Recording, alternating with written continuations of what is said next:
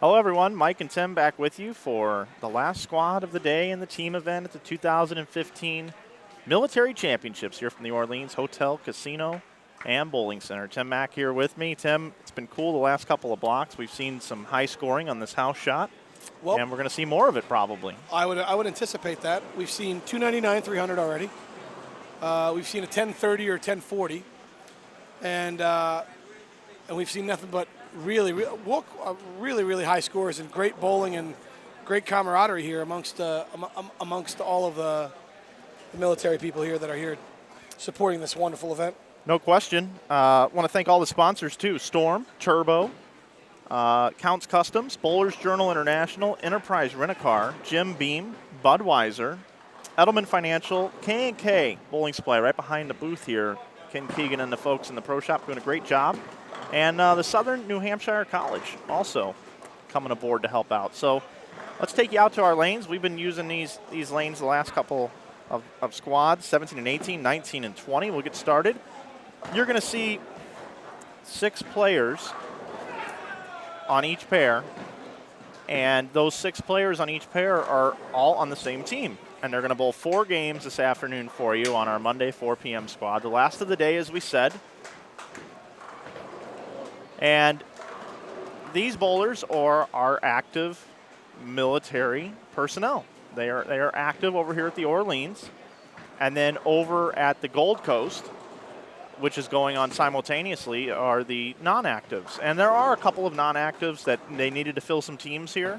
But for the most part, this group are actively participating, defending our country in some way, shape, or form, whether it's the Air Force, the Navy, the Army, or the Marines. And we've had Coast Guard. Yeah, we've had viewers from all over the world today.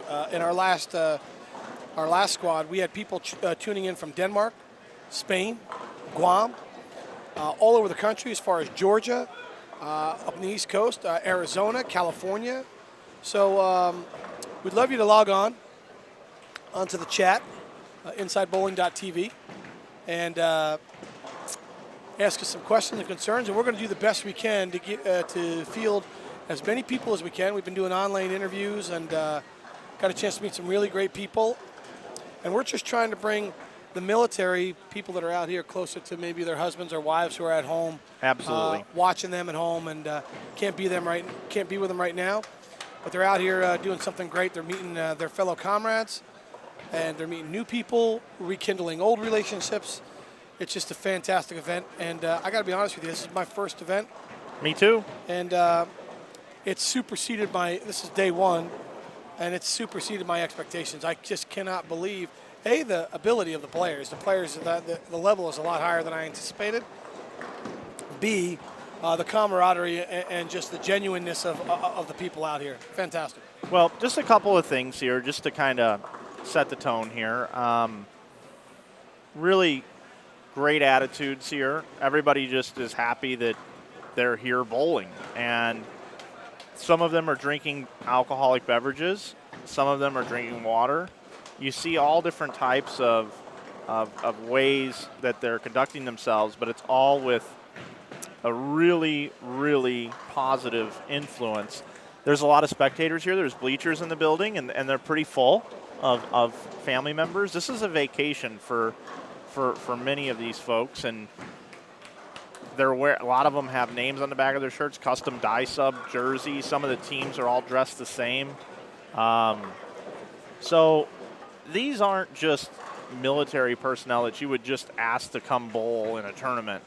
These are people that bowl regularly, have multiple bowling balls that they send in here on a plane like you would for the Open Championships. This is really their Open Championships. I couldn't agree with you more. And the one thing that I've taken away from this event so far is the camaraderie amongst the team members, the discipline of the players, which is expected considering their background. But the one thing that I think all professionals and juniors and all alike could learn coming to this event, and I think everybody should come here, is how hard they compete, even though they're here to have fun, but how they handle themselves when something bad happens, when they 7-10 or when they solid 10 or when they 4-pin. You don't see anybody kicking ball returns, punching anything out here, showing any negative emotion whatsoever. It's just nice to see. And, I'm a victim of it because I've done it before. Not in my older age. As I've gotten older, I've gotten a lot better at it. But it's definitely, I think, something that everybody can learn from to see how the military people, the personnel, handle themselves on the lanes out here. It's really, really, really cool. I'm enjoying it so far, and I know you are as well. It's just a neat thing to be a part of.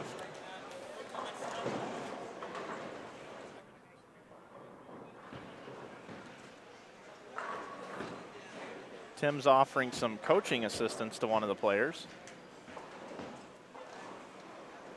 as he does quite regularly.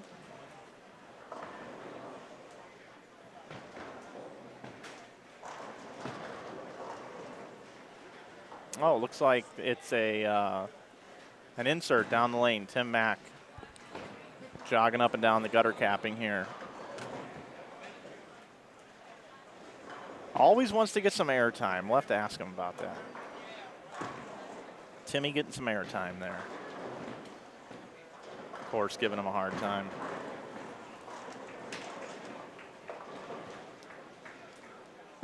Got to get some airtime, huh, Timmy? Sometimes duty calls. I mean, if you wanted airtime, I could have just done one of these, put us up in the corner, top left. I'll tell you what. If that's really what you needed or wanted, I mean. Miyagi, you surprise me every squad. Something new. This is what I love about it. You shall receive. This is our little humble abode up here. Yeah, we're just Flanagan. We're hanging. We're on the masking units above 15 and 16 now. Everyone, we're distracting the players. We're like, hit right. Here we go. Hit right here. This is the pocket. I want you to hit the pocket. Let's see, right there. Oh no, a little high. More over here. Yeah, follow not that over finger. Here. Now, if you want to pick this, somewhere over in this range. Wow, I didn't quite make the holiday doubles tournament pin chaser qualifications there. Apparently. Yeah, so. no, you didn't. Evidently. Which is quite all right with me. We've got a tripod here too in front of us that nobody can see. That if you were looking at it, you would think that it's the most uneven tripod ever, but because of the way the camera's sitting on it, it's actually perfect. It looks a little weighted to one side. Yeah. It's like the leaning tower like the leaning of tower cheese. pizza. Yeah, pizza, yeah. Pizza. Oh, boy. It's kind of getting late in the day here. It's been a long day for us, guys. I'll tell you. We started at 6 a.m. this morning. We've got a new video switching software here called Wirecast, and I'm still learning it. And I got to tell you, I went to bed last night. I made the graphic that's on the screen, which I'm pretty proud of. I think it looks pretty good for not being a big Photoshop guy. But that's a fig jam. That's the official Mike Flanagan fig jam of the day about the graphics on the screen. But I was a little nervous coming into today, and I thought I might oversleep, and I knew I had extra time. So I set 2 alarms on my phone, one for 5:30 and one for 5:45. And at 4:45, I sat straight up in bed. You know how that happens sometimes where you just sit straight up and almost like you got ejected. And I'm like, oh, my goodness, I'm late. And I looked at my phone, 4:45. I was like, yes, I get an extra hour of sleep. So I'm actually running on bonus time today. 36 hours ago, I was in Denmark. I know you were. So I don't know what time I'm running on. That's a lot. That is a lot of traveling. We drove 1,000 miles, 1,000 kilometers in 3 days through Sweden and Denmark. And then I flew home from Denmark to Amsterdam to Atlanta to Indianapolis, watched my daughter perform in her play, and then got on a plane and went Indianapolis, Detroit to here. Waited an hour and a half for my rental car because I made the mistake of not renting with Enterprise Rental Car. I will not make that mistake again. Do you know Enterprise is from St. Louis? I do now. Yeah, St. Louis. Yeah, St. Louis. Is that where the Arch is? Yeah, you know who else is from St. Louis? Mark McGuire. No, but he played there for a few years. Who? You're from St. Louis. Me? This guy. Yeah. Right here. Gotta love it. St. Louis. A little shout out to St. Louis. In any case, we have somebody in the chat that's asked for 21 and 22. Danny, if you look to your screen in the right, you'll be able to see the we're trying to get as many lanes in as we can. We're a little limited with our cameras, but yeah, really, I'll explain the camera setup here. We've got 4 cameras. We've got our wireless camera that we go out and we use from time to time. We've got our booth cam. We've got a camera positioned behind 17 through 20 that covers both pairs, and then we have another camera that's covering the scoreboards between 17 through 20, which we have cropped out for picture-in-pictures down below on the screen. And we do have the ability to add 2 more cameras, but they are older CRT cameras, and they're extremely finicky. And if I ran them to different parts of the bowling center, the crowd would bump them because there's a lot of people here, and it would be a complete nightmare. And we would rather focus on the 4 that we have. So with 70-plus lanes and full house, and only having 2 of the 72 pair or 72 lane or 4 of the 72 lanes, 2 of the 36 pairs or whatever, I can understand how some folks would be a little frustrated and want to see more than what we can bring to you. And hopefully one day we will be in a situation where we can walk into a bowling stadium and all the camera feeds are already mounted, and we could plug in that many feeds to one thing one day, and you just pick what pair you want to watch. How beautiful would that be? And listen to one feed. Be great. And then on top of that, what we'll try to do is, like you said, with the auxiliary camera, the roving camera we have, we'll try to get into some of the chat people's needs and concerns, and try to get some people on video, because we know you've asked for 21 and 22. You can actually see their balls going through the pins. You just can't see them at the approach. So yeah, we'll get going here. You know, once we get to about the 6th, 7th frame here, we'll see some strings out there, and I'll hop out of the booth and whatnot. We'll be all over it.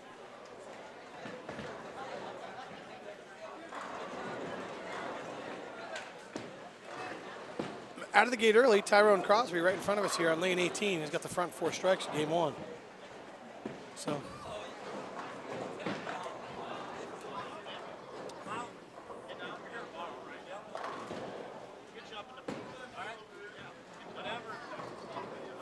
that'll be the front 5 for Tyrone. Off to a great start. And on 21 and 22, Sean Leroy's got the front 3, using the old Frantic. Looks like he's going to go with the front 4, and his teammate in front of him also has the front 4 as well. So here in the chat, we've got 10 Pins 300 is one. I mean, they are an inside bowling fan. I mean, attends all the broadcasts that we do, has seen it all, and I appreciate your continuing support so much. But 10 Pins 300 says here in the chat, you did a fantastic job with your phone feed at the Open Championships last year. And what he's referring to, I'll tell this story really quickly, is Bowl TV can only stream so many events in a long tournament format, because Matt and Aaron have a lot of things that they have to do, and they can't stream every day. Okay. They just, I mean, their job requirements, I've seen what they have to do, they just can't do it. So any live coverage they bring is just, I mean, that's them putting in overtime. So Wriggles and those guys, they bowl every year, and they're superstars, you know. So they always ask for feedback on who they should stream and everything, and they thought this year, let's switch it up with Wriggles Group. Instead of doing the team event, let's do doubles and singles and give people a variety. I could get on board with that. Absolutely. But then the night of, all these people were like, we want to watch Wriggles Team Bowl team event. We want to watch a bowl team event. And because there's so many people that want to be streamed, there's no way they can stream their doubles and singles and their team event. Right. I mean, you can, but very difficult. And there was a lot of other teams that they were streaming that in that window. So I decided, because so many people were hitting me up wanting to know what was going on because I was there, I grabbed my phone, which had like 80% battery, and I started streaming, which I've never done before, from my phone. I streamed from up in the balcony, and just like no microphones or nothing. I just talked to my phone, and I streamed their team event to the point that I had to plug in my phone into my computer to charge it. But when you stream through a phone, it uses more power than what can be charged at the time. So I actually went down for like 15 or 20 minutes at a time. But I streamed, and that's what 10 Pins is talking about. It was just funny. You're a streaming genius. No, I just hit buttons. Hit buttons. In any case, back to the bowling here. John O'Neill right here on 15 and 16 has got the front 5. And we got the front 6 on lane 18. And we've got the front 5 on lane 20. So we've got a lot of strikes early right in front of us here that's happening. We're kind of lucky right now. A lot of strikes.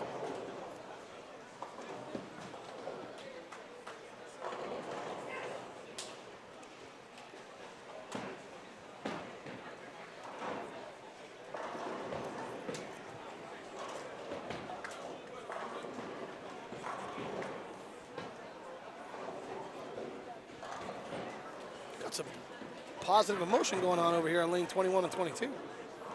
Guys getting into it, digging their spikes in and fired up.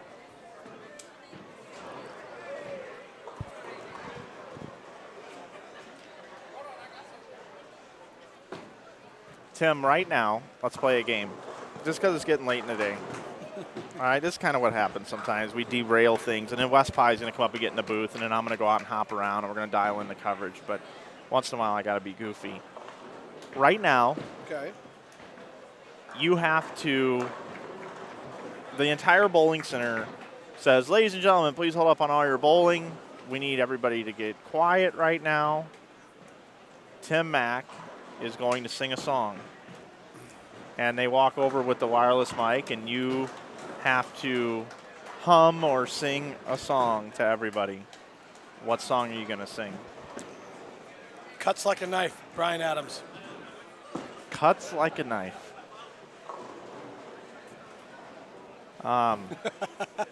Take that. Well, here's what I would sing. Have you ever seen the movie Armageddon? Yeah, I've seen it. Don't want to miss a thing.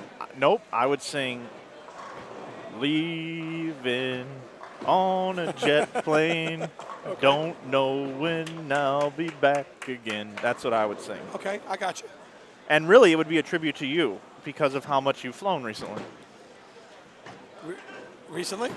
Over the last 18 years. Well, there for a while, though, you were at least in Bahrain for like a month at a time, right? Yeah, well, yeah, more than a month at a time. Well, you see, that's what I mean.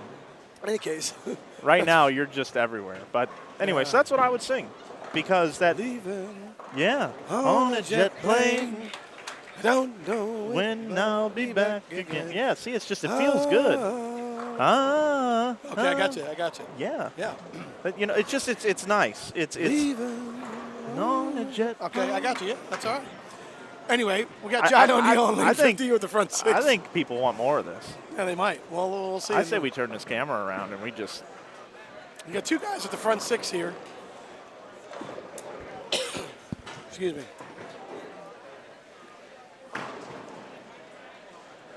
Wes Pye's in the house. He's going to be right back over in this range, and then I'm going to get out with the camera. I didn't mean to interrupt you there, but Danny wants to watch her hubby, Sean Leroy, bowling 21 and 22.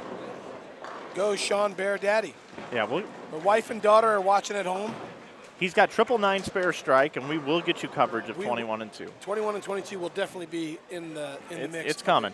It's coming. As soon as Wes comes up, takes a seat, I'm going to let you slide over to this one. I'll grab the wireless. We're going to start the Academy Award production that we've created here. Yep, and we're going to have to ask Wes what song he would. Wow. The 2, 5, 7, 10, light in the pocket. Never seen it in my life. 2, 5, 7, 10 on 22. I've never seen it in my life. 2, 5, 7, 7, 10. It was light in the pocket. I watched it. If I didn't see it, I wouldn't have believed it. Well, what we're going to do is we will clip that out. That'll be a YouTube clip, and you'll be able to see how that happens. So now let's see if they pick this up.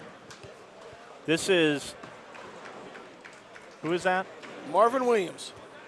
Marvin Williams leaves the 2, 5, 7, 10 on lane 22 and is now attempting to pick it up.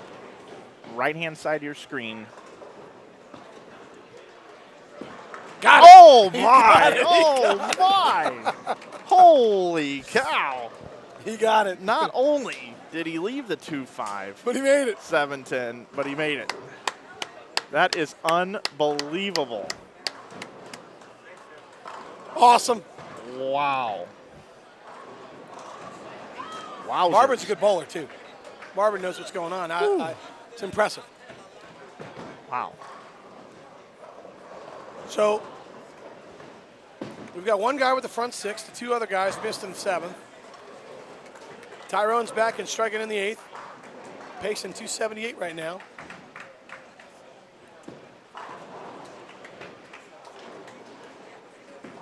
And Sean Leroy has just thrown another strike. Yes, that was a great pickup on lane 22 English, no doubt about it.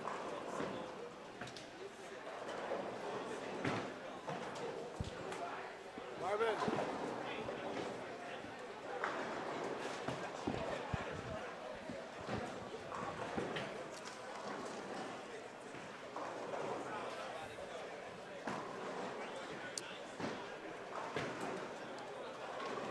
You ever sing karaoke? I have. Oh, really? Yes. I have. I one time I did. Sang in the Philippines. Really? Yeah. What you don't know is my father was a pretty good singer. Like, world-class singer. My father sang the first national anthem in the history of Madison Square Garden. Yeah. Used to sing the national anthems a lot on tour. My dad sang on the Art Linkletter show. He was, oh, the nickel. Oh, it goes. And the front seven. He was like the equivalent of Johnny Carson back in the day. So you're going to get the camera, and I'm going to work this deal up here because this is my domain now. And where do we go? Are we over here now, this one, Mike? Right here? Because we got four of them going here. It should be this one now. Yeah, okay. So, yeah, my dad had one heck of a voice. And looks like we have down on 7 and 8, we've got somebody with the front six or front seven down there as well. So I just want you to keep that in mind. I can see that from the scoreboard down here. It looked like we got a couple guys still trying to get their bid for 300. Mr. Crosby's got the 278 going here into the 10th. So as we anticipated, we told you earlier, we thought there were going to be some good scores, and they're not disappointing. And that's front seven or front eight down there on 7. It looks like 5 and 6. So Ramiro Acevedo is going up on lane 19, right on your camera, right in front of you. Black cloud alert. We get the black cloud alert for 10 pins 300. We're not black clouding anything here. He said, by the way, he needs liquid courage to do karaoke. That's another story. And I just want to make sure that that you said Johnny Carson a little while ago. I did. Art Linkletter was. That is weird, wild stuff. I did not know that. Oh, and he pocket 710s. Yeah, Art Linkletter. Go look him up. And I like the people on 9 and 10 right now. They've got the best jerseys in the house. I want you to go down there and interview somebody from 9 and 10 and check out their jerseys that they have on, Mike. They're really, really, really nice. So Mike's going to go down. Yeah, I need to find these strings. Where's the 5 and 6? He's up on 5 and 6 right now. He's got the 7 or 8 in a row. He's a left-hander.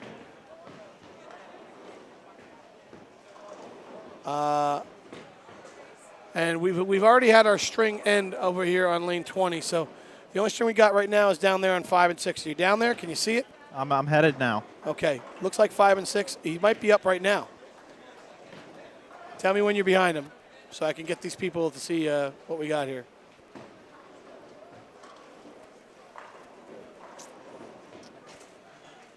Looks like you're almost in place down there. And the second. Want to get the camera still, and looks like you're ready to roll. That's our guy in the red shirt. He's a southpaw. I'm turning you on, Mike. We're on live now. What's his name? Lineal Floyd.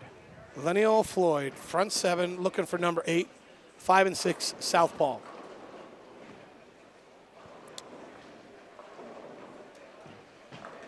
That looks pretty good. Boy, he rolls it really good. Yeah, just nothing fancy, nice and smooth. Smooth as He a loves whistle. it. He loves it. He liked it. Yeah, he did. I'm going to stay down there with you on that pair down there. What do we got? We got anything else going on in their team down there, Mike? Well, we've got this gentleman here, Ricky Montgomery. Ricky Montgomery. Strike, 8 spare, triple, 9 spare, double, 9 spare. Gets it out in the lane like Mika Koivuniemi. Take a look at the scoreboard here. All right, yep. So you got some guys striking down there. And we just lost you, so, yeah, we lost you, buddy. You're going to have to come back to the booth here. So Okay. we can take a peek at you. Oh, no, you're back online. You're back on. You lost you again. So you keep going in and out. If you can fix that technical difficulty, we'll be really happy. Just a little too far down Now here. you're good. You're good there, right there. So get closer, come closer to us. Yeah, I think we'll be fine. Looks like lane 5 is our limit going left. I'm gonna bring it back to you down there. Are we? No, not yet. I'm not gonna bring it back to you down there yet. No, I'd hold off for now. We're gonna stay up here on the feature pairs, where Tyrone Crosby's shooting a nice 265 game, and Kelvin Dean is just finishing up his game. He's finishing up strong with a solid 189. But you're back. You're offline again, buddy. So we're gonna need you back online. Good buddy of mine down there, Kenny Bland, on 9 and 10, bowling with the guys. He's got my red jerseys on. He's bowled a couple World Series of bowlings. He had a pro shop in Norway. Super nice guy. He's back in the States now. Been in the military for a long time. Am I back up? You are back up. Are we ready to roll, you think? No, not. I mean, here's Terry Jones if you want to look at him. Okay, we'll take a look at Terry. Buddy of mine from St. Louis. There you go. Here's Terry as another southpaw. Nailed the finish. Dead flush. Nice shot, Terry. He liked it. So I'm going to come back to the feature pair. He is a 900 global staffer. Okay. It's good to know. I think staff applications from 900 Global just went up in the last week. For Mr. Barnes' performance. I still like the guys. I really like the guys on 9 and 10. Their jerseys are really nice. I don't know what you think, Mike, but those jerseys are really nice. Yeah, there's some signature on the sleeve that I can't quite make out. Yeah, and there's a little logo on the right sleeve. Looks like a nice little logo. That's really creative thinking. I think it says Tom Hanks. Speaking of Tom Hanks, that's my favorite actor. So if it did, that would be pretty cool. I'm gonna. Okay. So, what do we got down there? I'm just waiting on. We're just waiting on our man, right? Yep. Okay, sounds good. In the meantime, right in front of us, we got 265. Nice, solid game. Romario Acevedo's gone pocket 710, solid 9. Can still shoot 250.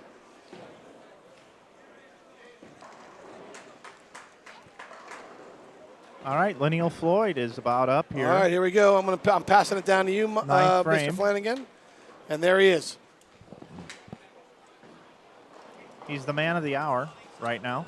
Right now, from what we can see from from what we've got here. Remember, we got 70 lanes going, so it's really hard to see everybody. But we're trying to use our eyes and use that roving camera to get some people some extra action that they normally couldn't see. What's he throwing? Can you tell? Looks like an IQ Tornado.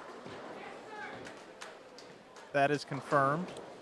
IQ Tornado, big ball of choice in Vegas, won 2 World Series of bowling events. And here he goes for the front 9. A Sergeant Special, southpaw. Nailed that one too. How about that? Really, really solid at the line, which is giving him, a fair bit of area down lane. Remember, they're bowling on a house shot. We'll be back with the 10th frame here in a bit down here. Yeah, looking forward to that. Let's move it back over to our home pairs. Mike, thanks for that. So we're back up here on the feature pairs, and Guys just testing the water, getting their feet wet. Just getting a feel. And as they said online here, a storm is brewing. You are correct, 10 pins 300. Possible chance for 300 down there in 5 and 6.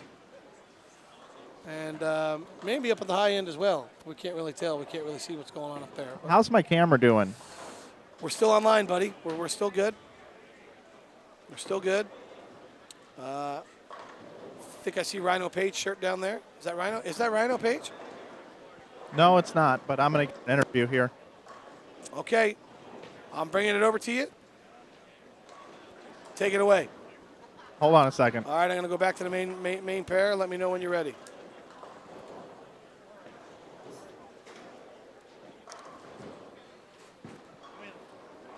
Right here. All right, Mike, Yes, sir. you're on, ready to go. Who do you got down there with you? And tell us what's going on. Hey, man, Looks like Hal Wilbur. I'm here with Larry Hoffman. Oh, And- Larry Hoffman. Yes. The legend. And he bowled 259. And how old are you, Larry? 70. 77 years old, just bowled 259, and he's got a roto grip patch on. Tell us what you have done in the military. I was in the Navy in 55 through 58.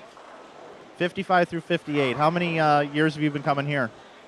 When the vets could start bowling, that'd be 4 years ago. This is the 4th year. Fourth year. You enjoying it? Oh, I love it. Yeah, my doubles partner here, we won the doubles year before last, and we were second in the team event. So a bunch of old guys, we're doing pretty good. Where are you from? Fremont, Michigan, on the west side of the state, but we're retired and live in Arizona now for the last 19 years. Awesome. Well, keep bowling well, and thanks for coming. Okay, thank you.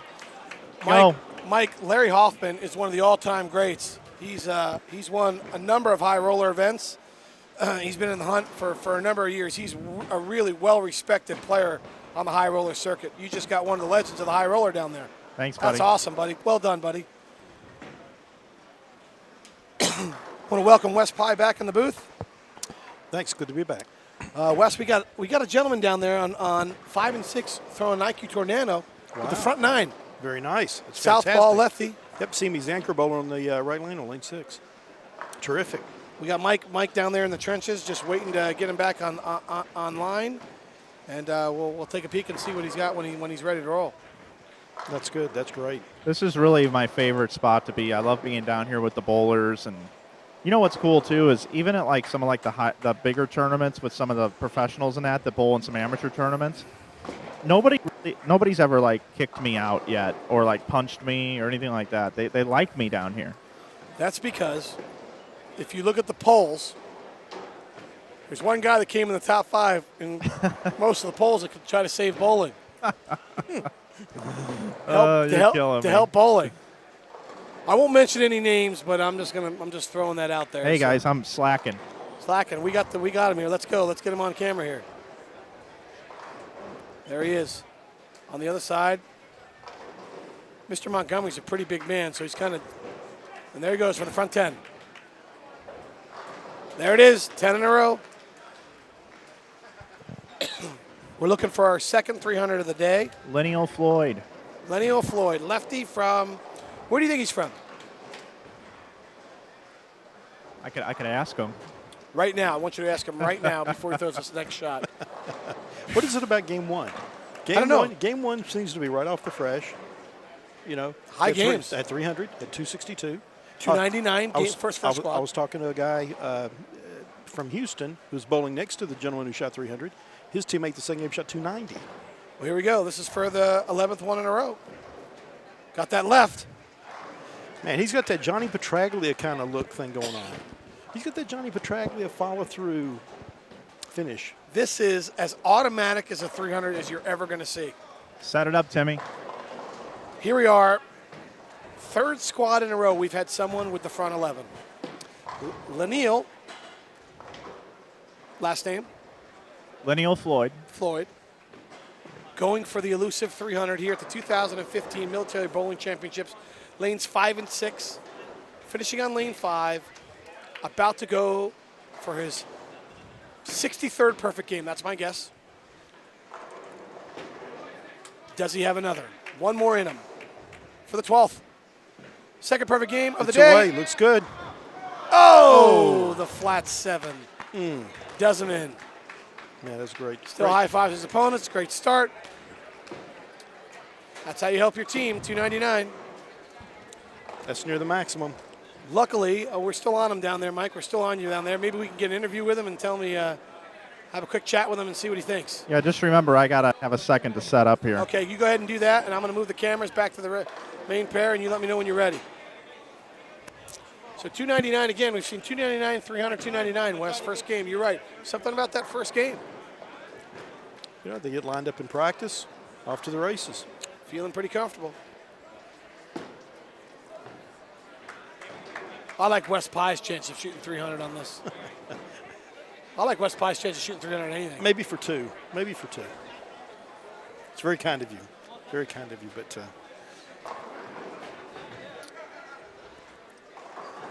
looks like I got some people coming in on the.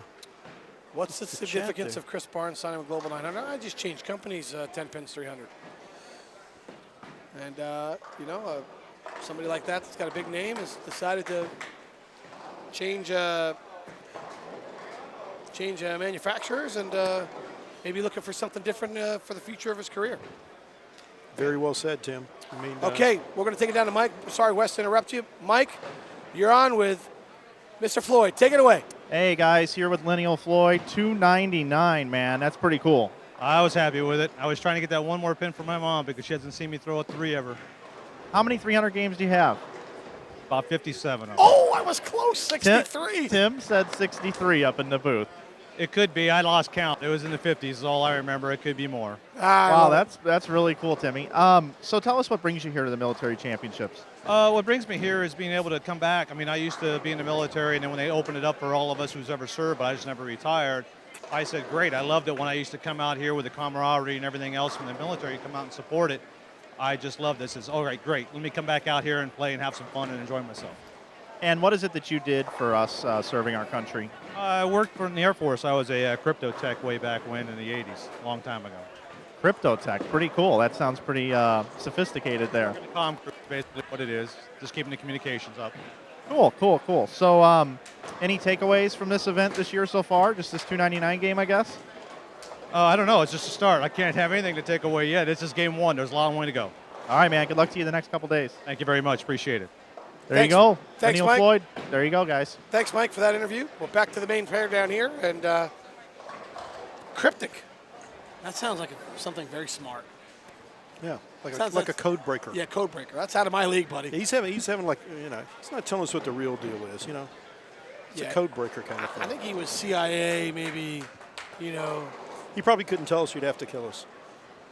One of those kind of deals. very possible. You know, one of those, you know. Very, very, very, very, very possible. But that's okay. He had, it was nice, but just discussing very briefly. I mean, we've seen a lot of things with Global today here, and yes, you know, Storm's very proud to be affiliated and privileged to be part of this great event. But we had a question about the significance of Chris Barnes with Global, and Tim hit on a very good point. I mean, Chris has had a stellar career in all phases of bowling, from being an amateur on a shootout against Marshall Holman and Lisa Wagner and Mark Roth back in the late 80s, early 90s, I believe. Late 80s, 88, 89. I mean, so in Wichita State and collegiate Team USA, blah blah blah blah. Mega buck bowler, professional bowler, Sure. Hall of Famer. Yeah, exactly. Hey, guys, I found some really cool jerseys down here. Hey, let's click those guys on and see what we got. Hey, I've seen that jersey before. Wow, look at that. Huh. I've seen a blue version of that somewhere here today. Man. Well, I'll tell you what. That Tom Hanks signature on that left sleeve is something else, isn't it? Is it Tom Hanks or is it? I don't know. I'm not sure who that is. I don't know, but they look really, really nice. Members of your fan club, I see. Yeah, hats off to those guys down there. Thanks for that, Mike. Little shout out for the Tim Mack jersey. How about that? So go ahead. Back to the question you were answering the question. Are you back to the other pairs? I am back to the other pairs, Mike. Cool. No, just there's a lot of the bowlers that have that type of background that could bring a lot to a ball company. Has a lot of input, a lot of knowledge about the game and sport, and there's always opportunities in bowling. Tim, you and I, Mike, we've all been very fortunate to be able to work in bowling as our passion and profession, as we talked about earlier in the noon session. But it could be right along the lines of what you're saying. There's a lot of opportunities where he could help in the development of the product, learn another side of the business, and bring a lot of valuable relationships and input to it. And if you go back to '97. Pete Weber signed with Storm. That was the era of the Blue Thunder and what have you. And you saw how that marriage that came together, and that raised the level of awareness of Storm products, because Pete had a phenomenal, PBA Winter Tour that year, which he had the front nine on television in Tampa at the $1 million. The Choice the Choice Hotels event, the Winning Never Gets Old match against Dale Eagle, and it when you have a player that status and it brings authenticity to the brand. Sure. It brings a different level of commitment also from the people who are responsible for the brand, because now they've got a responsibility with a player like that to have that kind of rapport to build products that are going to be good for the customers and also for that player to play at that level. So I think it could be very, very positive, and as you've seen right from the outset, it's been very positive. Well said, Wes. Well said. Well said. So we're off and running here in game 2. These guys have really got the gas pedal on the pairs in front of us. So they're going to be done pretty quick here. They're already in the third frame of game 3. So they've certainly stepped up on the gas. Maybe they have a dinner date to go to tonight. They're not wasting any time. They might. Or maybe they know me and myself and Mike have been here since 6 a.m. But Hey, Wes, got a question for you. Yes, sir. If they told everybody to hold up on bowling right now, and just wanted everything to be just silent in here, and they walked over here and handed you the wireless mic, and you had to hum or sing a tune for everyone in this building, what song would it be? Hum or sing a tune for everybody in the building. What is the shortest song on earth? I don't know. Probably something by the Eagles, but no. Probably be Take It Easy, because you got a whole bunch of people out here that are going to be upset that you're breaking the rhythm of their bowling. So okay, take it easy. Talk about coming out of left field, but I think try to get a message across here. Take it easy. Everything's good. Everything's fine. I asked the question earlier, and I chose leaving on a jet plane. Don't know when I'll be back again. There you go. That's a good one. Happy birthday would be memorable. You could probably remember how to do that under pressure, maybe. Obviously, the national anthem would be a toughie, because a lot of people, even with their best efforts, have kind of botched that. That is true. That's Christina Aguilera, to name one. Yeah, there's a lot of responsibility with doing that, with doing the anthem correctly and respectfully. It's amazing how you found the Tim Mack jerseys in the house. That's nice. That was pretty cool. Well, we're off and running in game 2 to kind of set the stage. We're here for the 4 o'clock squad of the 2015 military tournament. It's a team event. There's 6 players on a pair across the house. We're full. The entire house is packed. Over 200 players, and the event's going on here at the Orleans, where we're broadcasting live streaming from InsideBowling.tv, as well as the Gold Coast Bowling Center and Casino and Hotel. Have we got Wes Pye up on the screen yet, just so everybody put a name with a face? I'm not sure. There he is. There's a statute of limitations in some minute. states over my appearance, so you have to. There he is. Look at that. Picture in picture. Yeah, you guys are just hanging out above the masking units on 15 and 16 right now. It's like the old TV pip screen. When you It just is. Pip it. That's Have right. 4 screens. Yeah. Picture in picture. So what would Tim's song be? I mean, that's kind of an interesting. He picked. I already picked, and I picked quickly. Really? What did you pick? Cuts Like a Knife, Bryan Adams. That's a good one. Mike didn't know that my father was a good singer. Really? There was isn't there something that he's kind of related to a famous song? Yeah, I mean, there's a lot of rumor and that's urban legend. That's right? for another. That's for urban legend. another day. Yeah, urban legend. You got it. Got it. We'll move along. We'll move along from there. We need to get on 21 and 22 to show some bowling down there for sure. You know, it's kind of funny. They say Bucky Buchanan right there. I've seen that name pop up on the live screen. I hate to say it, but every time I see that, I think of Ocean's 11. Right. You know, when they're going through the Bellagio and the character that Carl Reiner plays, you know, his buddy Bucky Buchanan from Saratoga. I remember.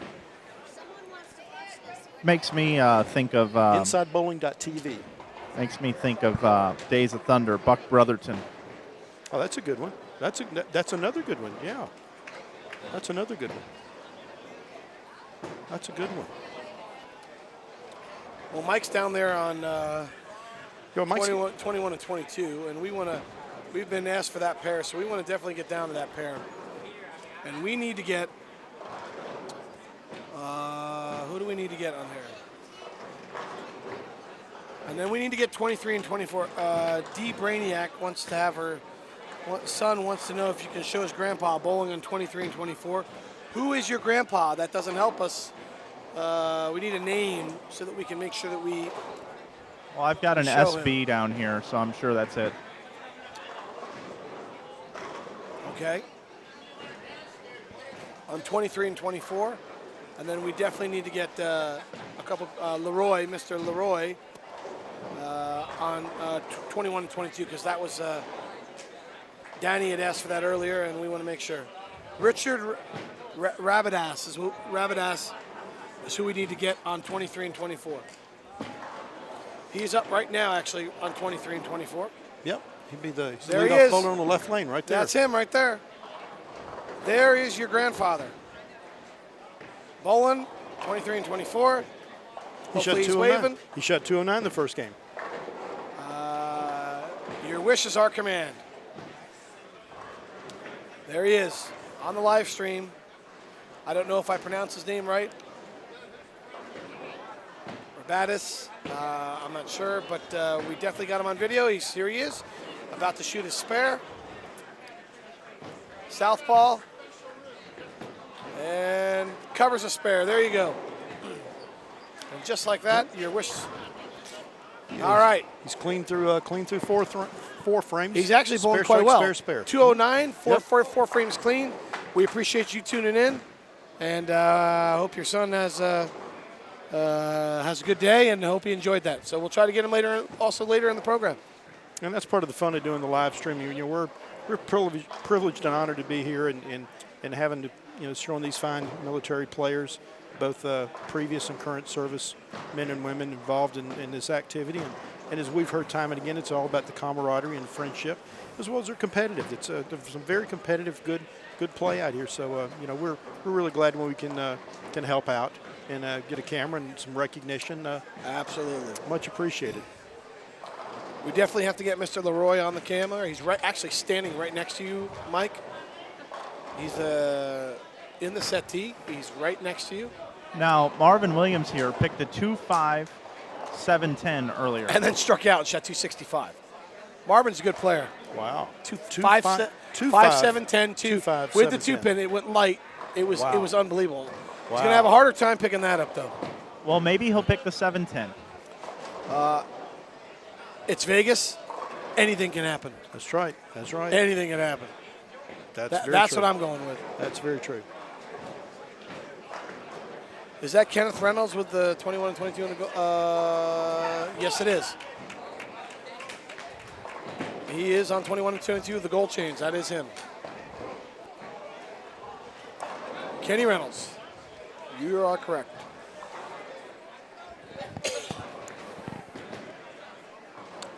So now we're going to get Sean Leroy for, where is she? Danny? For her wife and daughter, Bella. And we need to tell Kenny Reynolds, Mr. Flanagan, that David Tolson says hello. After we see Sean Leroy right here in front of you, hopefully he throws a strike for his wife and daughter, and he does. There you go. Looks like he was throwing a freaking frantic, or a frantic, wasn't he? Yeah, Frantic. freaking frantic. We got him right here, Yep. right in the front. Throwing it good. And Mike's giving us great. There he is, Mr. Reynolds. Nicely done. Chains and all. He's got it going on down there.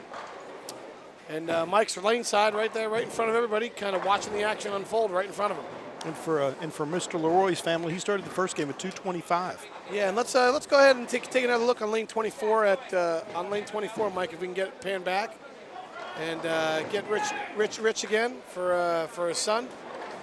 I know he opened there, but want to make sure that he got some airtime there. Again, we appreciate you coming in the live chat, and we're doing the best we can to show everybody we can. So thanks very much for that. Mike, who do we got down there now? We got Marvin Williams again.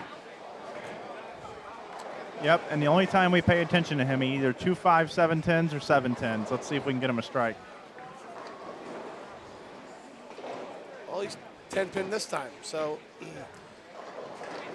I won't say anything about that Black Cloud option, but here goes Bob Fisher. Bob Fisher's been pumped up down there. He might get a little excited if he throws a strike here. I'm thinking maybe a slap out. Look at that, huh? There you go. I'm telling you, he's fired up. I think you should put your hand up, Mike. You might knock the camera right out of your face. That's it. We like to see that. We like to see that. Excitement reigns supreme here at the 2015 Military Bowling Championships.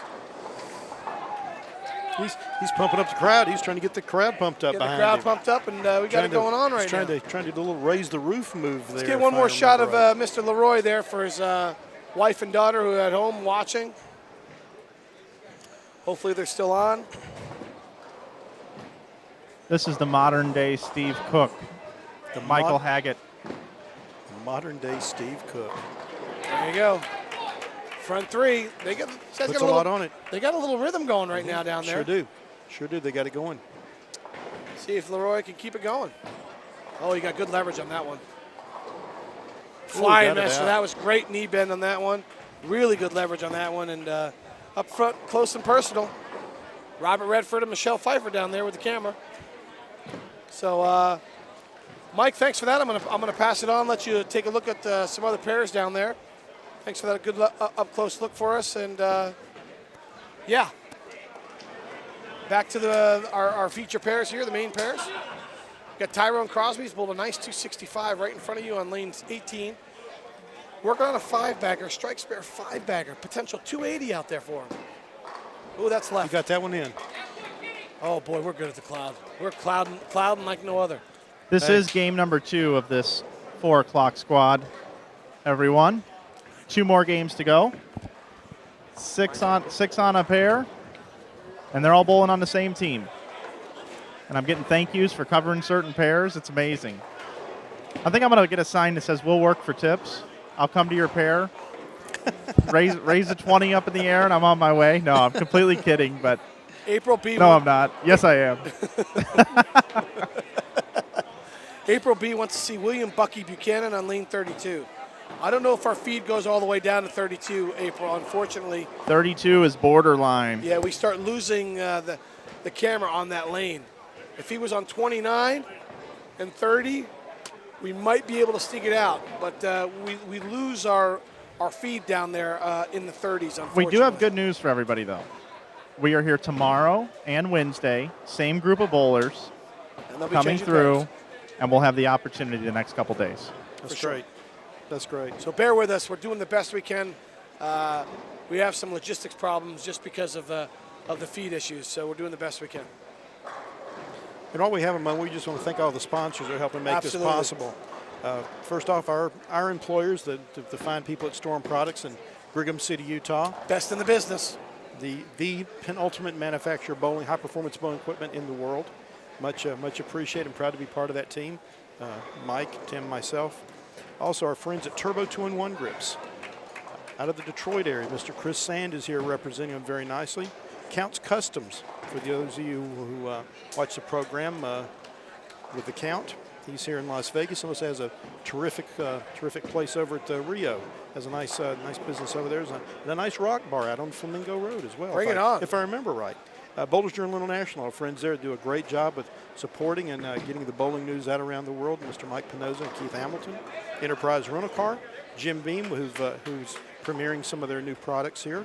Budweiser, the king of beers. Edelman Financial, which, by the way, Rick Edelman, Brad's brother, if I'm not mistaken, is going to be doing a retirement seminar here to discuss your financial strategies as you reach retirement age. He's going to be having a special seminar here on Wednesday afternoon. K&K Bowling Services, which is the host pro shop here at the Gold Coast and the Orleans, and also Southern New Hampshire University, one of the top online universities in the country.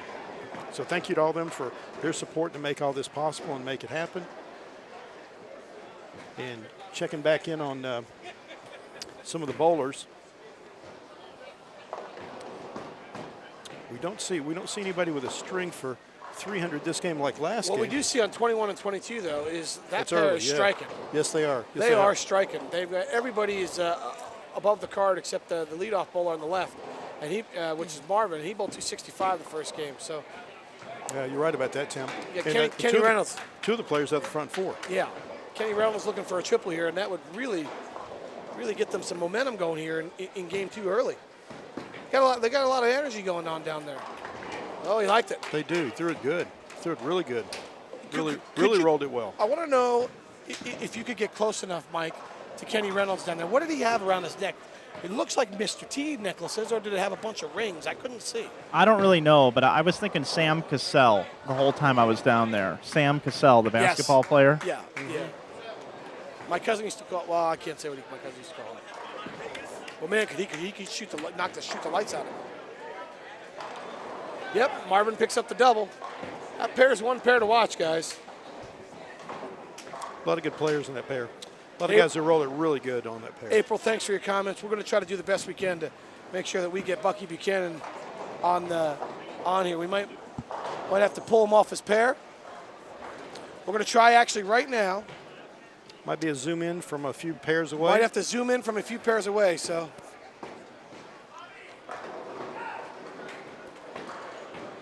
Danny, I went on there and we had your husband throwing the last 3 strikes. We've been filming him the last 3 strikes. We're going to get back to him as long as he keeps striking. We're going down to 31 and 32, so don't close down your laptop. Leave that laptop open. We'll try to get back to him. And for those of you who are just noticing it out of the left portion of your screen, yes, the gentleman on lane 15 went between the 1-6 and took out the 3-pin.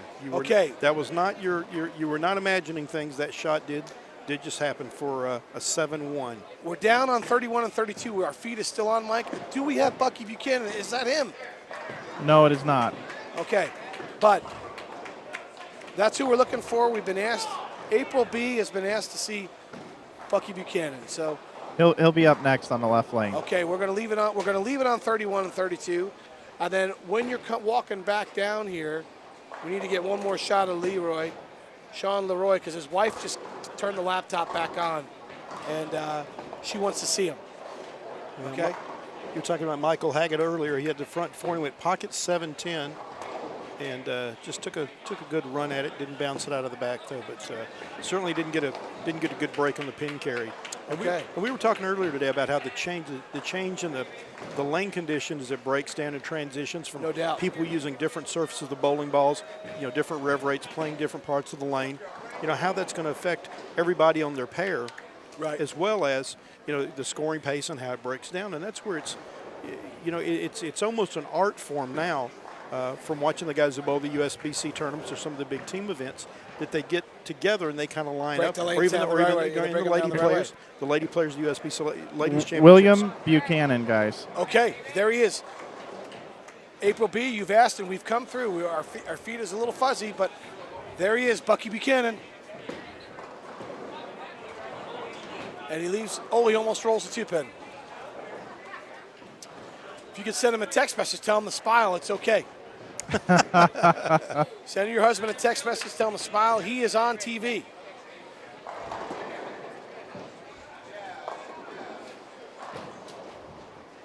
Love to show our son, his dad, Bucky Buchanan. There he is. Looks like he's going to pick up the 2-pin, no problem. And your daddy's on TV, buddy. Right there in the thick of things. We got him. Mike, that's good stuff down there. Fantastic.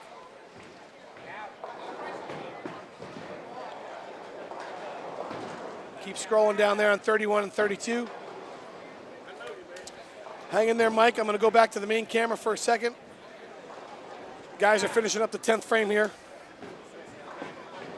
And when Bucky comes back up, we want to get another shot for his family, for his son. Son is watching. They're watching in Colorado, and they're excited about watching his daddy. So 10-4. I'll let you know when that is. hopefully she didn't sign off because she says thank you. Well, thank yous anyways. Hopefully she didn't sign off. If she signed off, she missed them. So we're hopeful that April B is still there. April, if you're still there, send us a message on the chat so we know that you're there. If not, we tried our best. We did show your Mr. Buchanan on the lanes. And Danny, hold on a second, because as Mr. Flanagan comes down here with the camera, we're going to get Danny online again for you.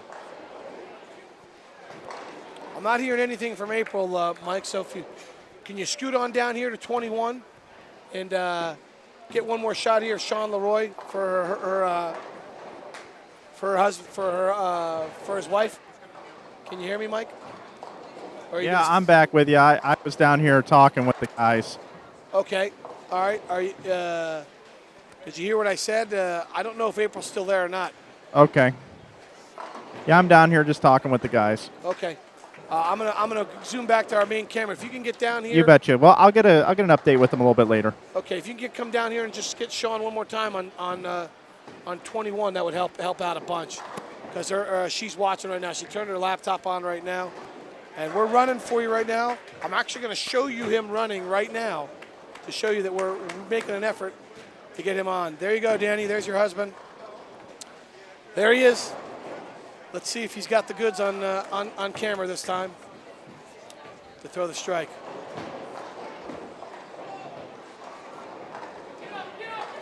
Nice shot. There it is. Really nice shot. Rolled it well.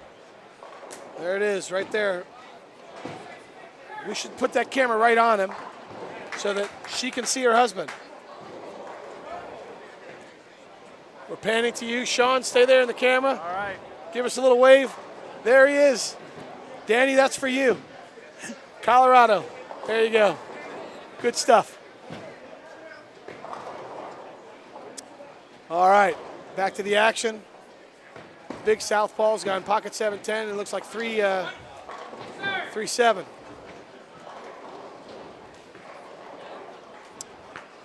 Can he pick it? Just misses it.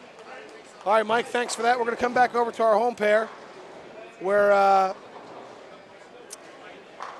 Raymond Porritt, what would you say? How would you pronounce that name, Wes? I would think that's correct. P-O-R-I-T-T. Yeah, he's Porritt. finishing with a nice game here, huh? He's going to finish at 255. He'll have over 460 for the first two as he opened with 212. And off to a great start. Another gentleman on that pair, and we'll get his name here in a moment, but the gentleman started 265, backed up at 224. So he's got 489 for the first two. That's fantastic. Danny, you're welcome. I'm glad would be better if you were here with your husband, but he's bowling good out there, and I'm glad you and your daughter got a chance to see him, so there you go. And just for those of you who have been asking us about score updates, they will be updating the scores daily at militarybowlingchampionships.com. So insofar as if you want to check on a favorite player or loved one or what have you, your favorite soldier or airman or service person that's bowling this event, you can go over to militarybowlingchampionships.com, and they pretty much update those, going to be updating those scores every evening. And just again to give you a little update on what our schedule is here in case you want to tune in and follow along with us over the next couple of days, is we'll be on from 8 to 11. This is all Pacific time, West Coast, 8 to 11 a.m., then on from 12 to 3, and then again from 4 to 7. And we will do our best to try to cover as many folks. As Timmy said, we're going to try to get as many folks on as we can, because we greatly appreciate the service and experience and the time and the sacrifice, all the military and the protection and the freedoms they help provide to us. And it's just a privilege and an honor, for us to be here and help to be part of this event. And a lot of fantastic people here, and we're trying to get as many of those storylines and as we can in it, because we learn something new every day. What a great group of people. That's for me. That's what I keep taking with this. It's just And they're having a good time. yeah, they're Having a enjoying good time. themselves. A lot of camaraderie. I mean, one gentleman that we had on earlier today, Stoney, he's been coming to this event for 40 years, since 1975, 81 years old. Out here to see his friends, bowl, Amazing. have the fellowship and sportsmanship and competition. Just having a good time, seeing his friends and coming out and doing some bowling. And it's terrific. It's the way it's supposed to be. As I said earlier, you can learn a lot from these people out here and how they carry themselves and conduct themselves. They're professional in every sense of the manner, and really enjoy themselves. And some really, really solid talent. Some really, really good players. Absolutely. We were talking about a little earlier about how in today's team events, teams work together more than ever to help work on the lane surface of the pattern in order to accommodate a possible higher scoring pace. And you see a little bit of that going on with this group, but you really see it as evidenced by the teams that bowl very well and exceed what their expectations of being excel at the USBC tournaments, because they help break the lanes down and make them a little bit better. And I think that's a little bit what you're going to see, even though they're bowling on a house shot here today. Right. It's still, you can take advantage of that. You've got many different style players, and they all can get to the pocket on this pattern. So it's very, very fair, very good. We're going to pan over here to one of our fantastic sponsors. Hey guys, yeah. Hey, There they are. Here's what I'm going to do. I'm actually going to take you into the pro shop really quick. Let's go. All right, here we go. This is one of the best owned and operated This is by one of the Ken and Kathy Keegan, K&K Bowling Services. The beauty of live streaming. Here I am in the pro shop. As you can see, lots of Storm Rotogrip balls here on the wall. The new Hypercell skid is sold out, it looks like, right here. But there's the Crux, the Optimus, the IQ Tour Fusion. Got the Sinister, the IQ Nano. There's the new Unhinged. There it is. There it is, right there. You can come down and get it for $189.99 right now, guys. That's a diamond in the rough, guys. But look at this. Look at the merchandising here. I mean, this is the wall right here, guys. It's really terrific. This the is one. it. They do a great job. Class organization, class act, good people. Really Thank good you people. for what you do, K&K. Thank you for what you guys do for us. Yep, K&K right there. Thanks for that look, Mike. Appreciate that. Awesome stuff there in the shop. Awesome stuff, buddy. Going to take it back out to the action here on the lanes. That was awesome. And they're not wasting any time here on 15, 16, 17, 18. They're really, really bowling quick. Well, that gets into the lane courtesy. Insofar as, you get a flow, you get Sure, going. you get rhythm. You get up, you meet your teammate when it's your turn to get up and make some shots, and keeps a good flow to the game. What you guys didn't know is that Jason Belmonte is actually here on lane 19. Say you, say me. Dancing on the ceiling. Wow, Lionel Richie reference Save there. for always. That's the way it should be. I had a dream. I had an awesome dream.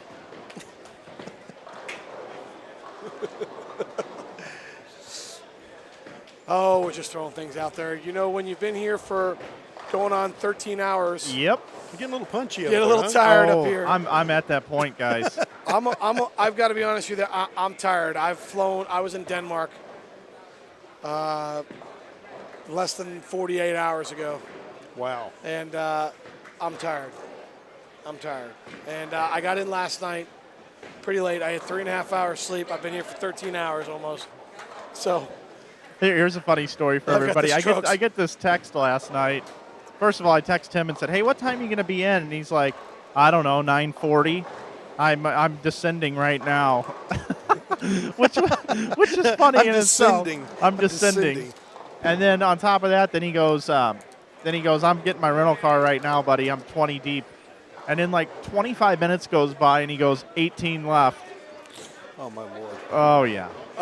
Just so you know, that's the reason why you rent with Enterprise. I did not rent with That's the reason why Enterprise. you rent with Enterprise. Lesson learned. They'll bring the car to you. Lesson learned. They will bring the car to you. Will they really? Yes, they will, honest. That won't ever happen again. They will bring the car to you, and then you take them back and you have your car. That won't happen again, I can tell you. I'm telling you, they're a great local rental car company as well as a great national rental car company in all the major airports around. Last night was a bad night, and you were probably looking at the man in the mirror. It was dangerous. Go a little Michael Jackson on us here. What is ding ding? I'm asking him to what is change his Michael ways. Jackson? What is Michael Jackson lyrics for 20? And no message could have been any clearer. Yeah. If you're going to make the world a better place, time to make a change. But, Hey. but Billie Jean's not. Hey, don't forget to. Your Oh, lover. no, Billy is not. And hey, you do want to heal the world too, make it a better place Hey, for you and for me and the ABC entire human race. ABC and 1, 2, 3. That's right. There are people dying. Oh yeah, It's time to lend a hand. for you The and for greatest me. gift, and the greatest gift of all, Oh, we are the world. We are the children. These guys need a shot of Red Bull. I think they either shot a Red Bull or Jim Beam cinnamon or that new Jim Beam Fire, I think, to get them all revved up here. I need to get what she has. A headdress like that? Anything like oh, that. look at that, folks, right there up on the screen. There it is. There's the address. Just when you think you've seen it all today. That is not a disguise. She That is is the not a biggest disguise. Washington Redskins fan you'd ever seen in your life. Wow. Let's just go. Let's get a look at this. One of the fun, nice people here this week. There are a lot of fun people here this week. Keeping the Las Vegas legend alive. Which, by the way, isn't that the name of the team that plays over in the Orleans Arena? Is that the hockey team, the Las Vegas Legends? I don't know. I think it is. I saw a little sign out here that I think they're a hockey team here in town. All I know is I'm sitting next to a legend, so that's good enough for me. Well, you know, Mike is. Wes Piece of Pie, baby. No, please stop that. Guys, I'm sailing away. Oh, He's doing a little Styx reference now. Sweet Man in Blue. I thought you were talking about Christopher Cross. Sailing takes me where to where I'm going. Sailing. I think he's doing a little Crystal Ball, Sweet Man in Blue, Renegade, that kind of Soon thing. I will Show be me the way. free. There you go. Oh, going Peter Frampton on us now. Yep, it's all happening after 13 straight hours of live streaming. Sometimes, Little break in the Hey, action. any way you want it, and don't stop believing, guys. That's all I got to say. hold on to that feeling. Stay faithfully. Street lights, people. Oh, whoa.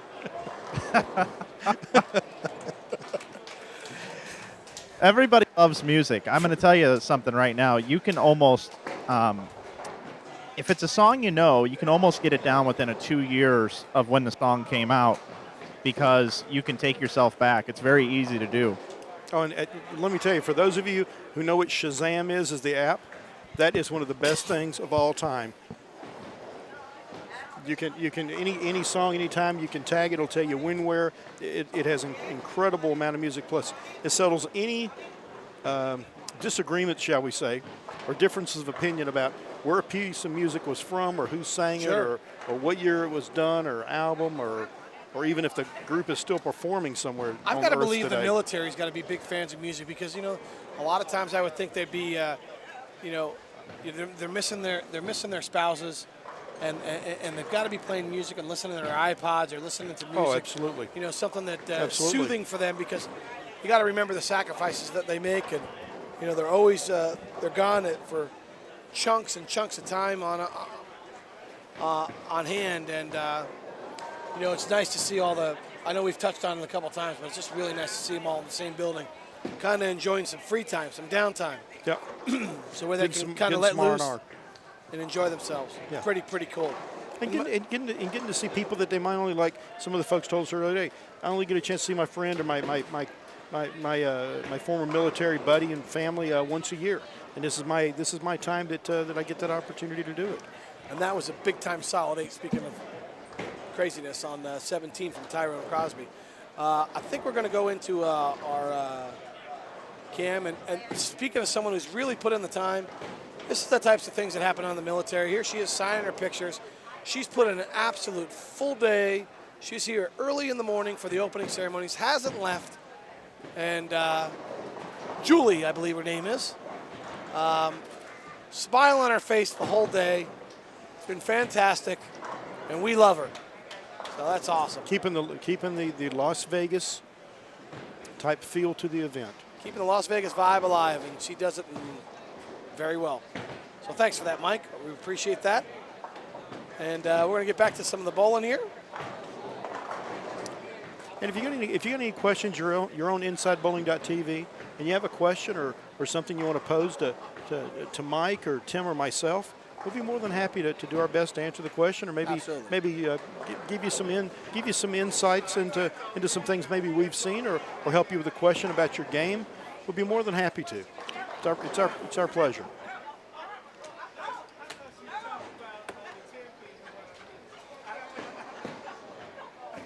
Well, as we're beginning as we continue to watch the bowling, and Mike is trying to find another band with some obscure lyrics that we can play. I just can't fight this feeling anymore. Musical Jeopardy to, and you I can tune a piano, but you can't tune a fish. You'd be riding the storm out at the same time. I know it. Yep, Yeah. You're right. I'll tell you, I love music, and everybody does, and a lot of movies references, but music is just paramount. Everybody loves music. Oh, absolutely. Soundtrack to our life.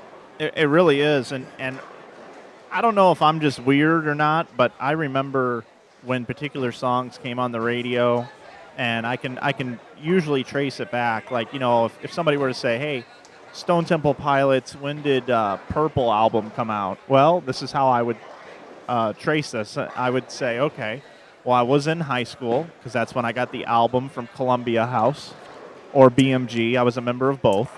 I remember those. Okay, Would so they automatically send it if you didn't send the card back in? Exactly. So if I have to trace that back, I would say it was around my sophomore year. I graduated in '97.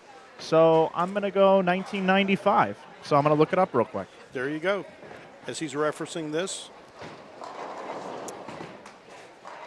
we'll just give you a little update insofar as where we are and what you're watching. If you're on InsideBowling.tv, you're viewing the 2015 Military Championships here live streamed from the Orleans Hotel Bowling Center Casino in Las Vegas, Nevada. And the sister tournament to this is being held over the Gold Coast. Boyd Gaming has extended itself again and doing a fantastic job, along with Brad Edelman and the whole staff and their crew from the High Roller that's organizing and operating the tournament. Matter of fact, for those of you who didn't see earlier, we had an interview with Brad Edelman, the operator of the High Roller, and his tournament staff and group, which is very strategically involved in this event and has for 10 years now. Brad and his group have been doing the military championships for the past 10 years, and he basically said that he was quite sorry, but some teams got shut out because there was only so many lanes and so many days, and they're gonna try to accommodate more teams next year. So if you're not here this year and you want to be part of this next year, this great event, and there's many divisions. You can look it up at militarybowlingchampionships.com for more details, or contact Brad Edelman at high-roller.com, and you can take a look at this and come out and bowl and be part of it. And Brad will certainly add on the days and the squads that are necessary, because he certainly wants to continue to grow and build this tournament. This is one of the great participation bowling tournaments, because it's just not about the great military people involved, but it's also the fact that a lot of camaraderie, a lot of friendship, a lot of fellowship here between these service people. You betcha. Good covering all that, buddy. Totally. And the Gold Coast is sold out right now. I mean, it's packed over there. So really a great job, and it's hard to organize this many people. But, hey, back to my Stone Temple Pilots thing. I said 1995. It was June the 4th, 1994 is when that came out. That's incredible. I was 6 months off. You remember that. Almost 20 years ago. Yeah. Working almost 20 years ago. And by the way, how many lanes do you think they have bowling on today between the two centers? How many lanes? How many lanes of bowling we got going on right now between the two centers? This is what, 80? No, this isn't 80. This is not 80. 70 what? This is, if I'm not mistaken, that says 68 and there's 72. There's 140 lanes of bowling going on between the two, and they're packed. All day and all night. There is not one lane not in operation that is fully packed. And the other nice thing we discussed earlier is how there's so many family, friends, people that come in to visit with, people they might only see once a year, and this is kind of the congregating point, if you will. Totally. So we've got a lot of viewers, a lot of friends, a lot of family here, watching the action on the concourse as well as the bowlers. I'll tell you a question I'd like to know the answer to. How many lane beds are there in Las Vegas? Oh, man, that's a good question. That is a very good question. Well, if you just try to identify the centers. Boyd Gaming has Orleans and Gold Coast. You've got And Samstown. That's right, and Samstown. That was the home of the Ladies Pro Bowlers Tour for many, many years. When I worked for that particular group, Mike Kaufman, who's still the director of bowling operations for Boyd Gaming, he was the general manager there, and top-notch guy. Glad he's our host here this week as well. Well, let's see. You've got Samstown, Gold Coast, Orleans, Red Rock. Yep. Then you got the stations. Wildfire, Sunset Station. Texas Station. The right? Nugget out on the north side of town. Does Texas Station have Texas lanes? Station, yes, it does. Jerry Francomano, our friend Jerry Francomano's out there, and also at Santa Fe, his wife runs Santa Fe. South Point. South Point, the new home of the bowling stadium, which is a fantastic place. It'll be a future site of the USBC tournament. Comes here to Las Vegas, and if you get a chance, go in and see those folks. See Mike Monyak and that fine group down there. They did a great job with the World Series of Bowling. Had a lot of fun. And also, now that they have the bowling stadium, it's kind of a split setup with stadium seating in the middle, and it's going to be a nice venue for bowling tournaments and events, as well as to watch the Professional Bowlers Tour when they're through Las Vegas in the future there. You're watching game number 3 of the 2015 Military Championships. It's the team event. It's the 4 p.m. squad here on Monday. We had an 8 a.m. squad and a noon squad. It's a beat-the-board tournament. Tomorrow we'll be back with singles competition at the exact same times, 8, noon, and 4. And then on Wednesday we will bring you the doubles portion here from the Orleans. Really happy to be bringing you the coverage. Mike Flanagan, Wes Pye here with you. About a game and a half left, Wes, and then we get to get out of here for the day. It's been a long day. We'll recharge the batteries, come back tomorrow.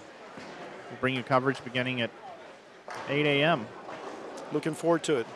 Going to be a lot of fun, and see how the bowlers continue to progress and how they bowl in this lane condition. I mean, we were discussing it earlier, and just to kind of review for some of the folks that they are bowling on a house shot here at the Orleans, and by that, basically, it's designed that it's a sloped oil pattern where you have a lot more oil the first 10 to 15 feet of the lane than you do the back portion. It's kind of sloped from foul line to later mid lane.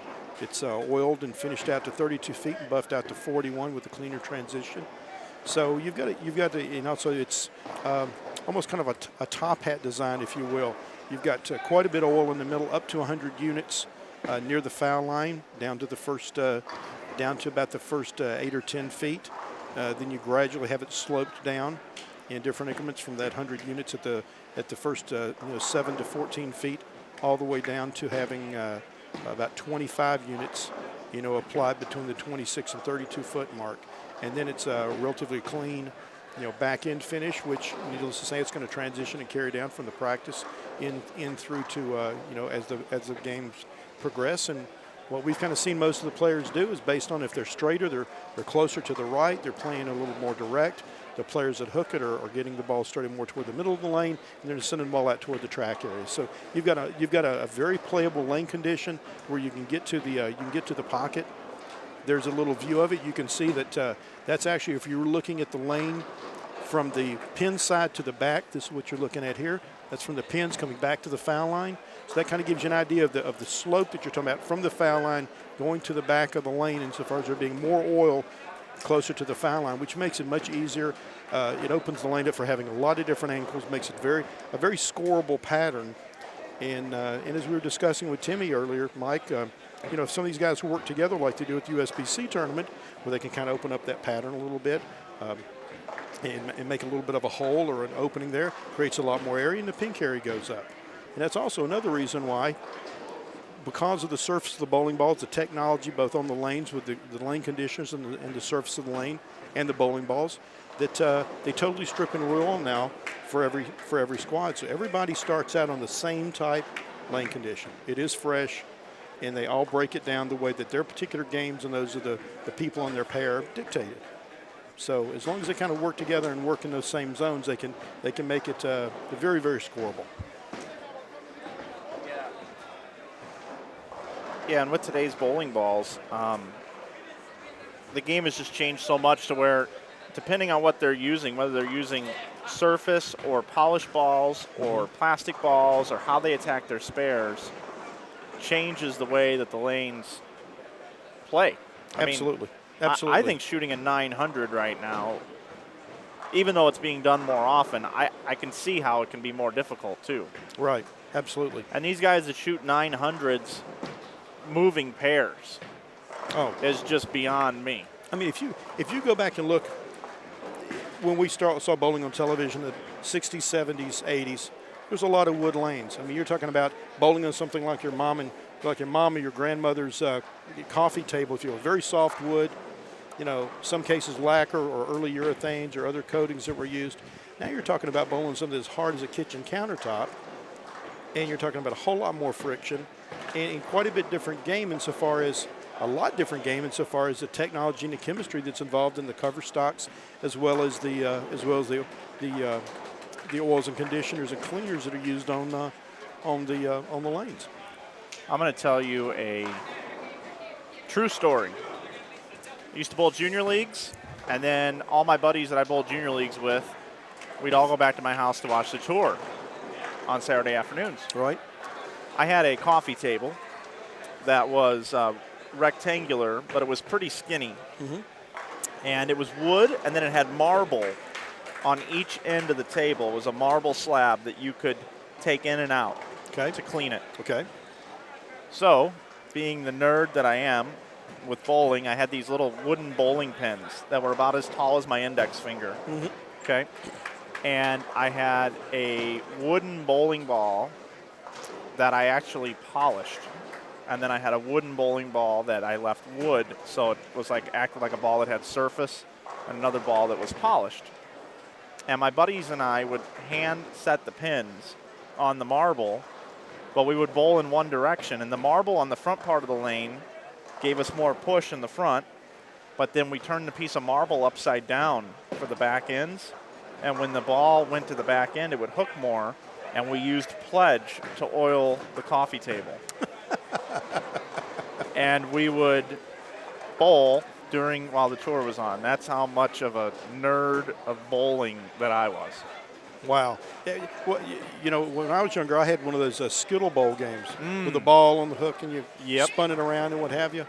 Yeah, I'd stage my own little tournaments and have guys like Dave Sutar and Johnny Gunther and and Dick Weber and those kind of guys in my fictitious bowling event. But it was a lot of fun. But it just goes to show you how things have changed now. Now you have an app on your phone where you can go in and bowl. Yep. And actually, some of the apps you can even, the PBA has a great bowling app where you can actually do some really cool things with, bowling on your phone, or even for sure, or even, for folks with, and I'm drawing a blank on it with the controllers on your television, not the Xbox, but PlayStation. PlayStation. You have all those type of things where you can actually, bowl with your controllers and go through the motions and actions. Oh, yeah. Oh, Wii bowling. Thank you. Yeah, it's unbelievable. I'll tell you something that I've got is like a pending project that just kind of sits in my brain. Is I really think that that we should have a bowlingopoly game. Sure, that makes sense. Monopoly that for bowling. Sense. That make perfect sense. That's right. That's right. Boardwalk and Park Place can be the two new stadiums. Well, Reno and Vegas. There's so many variances to how you could design this bowlopoly board game. Yeah. So I mean, you could do all kinds of things. Like let's just take the railroads for instance. Okay. The railroads could be many different. You could go many different ways. One way would be make it USBC, BPAA, PBA, and Strike 10 Mubig. Something. Mubig, like the multi-unit bowling industry group. Yeah. Or you could have one be Storm, 1B EBI, Right. 1B Brunswick, Right. and 1B Motive, Right. or something like that. Absolutely. You could go there. Or however you You've want got to to have slice Baltimore that and up. AMF in there. Yep. Yeah. So, I mean, there's just so many different things that you could do. But then you could also go athletes. Like, would Boardwalk be Walter Ray, So and the- would Park Place be Earl Anthony? So the color groups, you could have the color groups based on staff of different, Yeah, I mean, it is just endless. or it could be tournament stops I all would- around the world. I would just want to write all the cards for chance. So, you know, like you just came in second place in a bowling tournament, you know, collect $15. You just fouled on your spare shot, finishing second. I got Correct. you. I'm with you. Yeah. I'm with you. Airlines lost your bowling balls. Yeah. Yeah. And then, you know, Yeah, you could have some fun with that. Oh. You could have some good times with that. That could be a fun. ton. Yeah, and you would probably call, instead of chance and community chest, you would have like ball return and pin deck. Yeah. Or, you know, Strike and spare, whatever. something, yeah. Exactly. Semi strikes in a row, blah, the blah, whole blah. middle of the board would be a big X. Yeah. And, you know, it would be colored in, the colored in Yeah. strike, like on the old, Yeah. you know. I put too much thought into this, but I really think we need a, And the no part, and you know, in jail could be. See, what could jail be? What could jail be in that? jail. Like no parking. No parking could be. You know, you're. Would it be the paddock? That could be a good one. Yeah, jail Maybe. Could be a paddock. Not that the paddock's a bad place, No, but, you know, it's like the locker room. go directly to the paddock. Yeah, go directly to the paddock. Right. Yeah, do not, right. do not. You've been thrown out of the bowling center. Do not cross the foul line. Yeah. Go directly to the paddock. Do not pass re-rack. Yeah. Do not pass next game. Yeah. You could do some really really neat stuff like that. And if anybody on the live chat has any suggestions, hey, we're open for it. We're open for that. It's late in the day and it's crazy talk now, so We're having a good time with it. But you know, there are a lot of really neat people who we've met this week, and there's so many great stories and people that we've met, and a lot of new friends being made here by a lot of the people with the interaction, and we're just very proud and privileged to be part of this great event. now I will tell you that the little pieces that go around the board would be a ball, a pin, shoe. Sprayed in the face with renal shoe spray. Yeah. Yeah. Go to the hospital. Exactly. You could have the utilities, you know. Oh yeah, I forgot about the That's utilities. right. You have utilities. You could have, you know, Kegel and the lane machine. I would probably, you know, yeah. all kinds of You'd cool have to, stuff. on utilities, you'd have to go oil and cleaner, Could be. something Yeah. like that. Yeah, could be. Could be. Definitely could be something like that. Yeah. So we're going to design this Bowlopoly game. We're going to have all these cool things. Hey, I think you got a great idea there. What would you build? What would you build on each property? Would it be like a bowling center. Yeah. Would it be? And you have more lanes. So would you upgrade to a bowling stadium then? Once Exactly. You, You know, four, yeah. four bowling centers. Yeah. Then you get a bowling. You have the little house. You have an 8-laner. Then a Yeah. hotel would be like a 32-laner. Yeah. Yeah. See? Because four greens is normally a hotel, right? Yeah. So that's the way you could do it. Where would the National Bowling Stadium in Reno shake out on your Monopoly board? The first thing that jumped into my brain is that's Park Place and Boardwalk, the two bowling stadiums. Okay. Because they are the ultimate places in our particular history of where it is now. Now, if you really dug in and you began to look around at the European Tour, the Asian Tour, there may be some places like where the Japan Cup was just held, or back in the day when it was Riviera Lanes, but you've got to be more current. I think the bowling stadiums would be your Park Place and Boardwalk. That's just my opinion. I know I just jumped in the middle of this conversation, but if We're you talking board games. Bowlopoly. Bowlopoly, you better put the Ballmaster at Tally. That's a good one. Tally That's in right. Finland. Absolutely. It is the A World mecca Tour of event? bowling in It Europe. sure is. That It sure bowling is. center. Sure Mecca. is. Yep. It's the Sure. mecca. Absolutely agree with you. And you can add Abu Dhabi and Dubai into those two as well. They both have two bowling stadiums. And coming along in Kuwait is a 56-lane stadium as well. See, that's good stuff. That's good stuff. Yeah. Imagine if you landed on chance and it said, your pair just experienced an underlane ball return. You have to pay the mechanic $50. See, we're coming up with the. I certainly did jump in the middle of this conversation. Wow.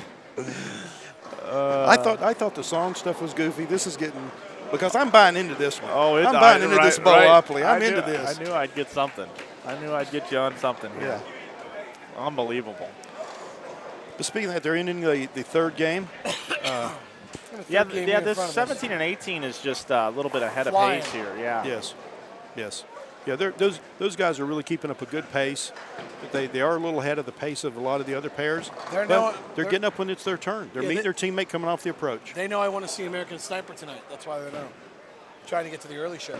You're right. You know what? Support our troops. That's why I'm going.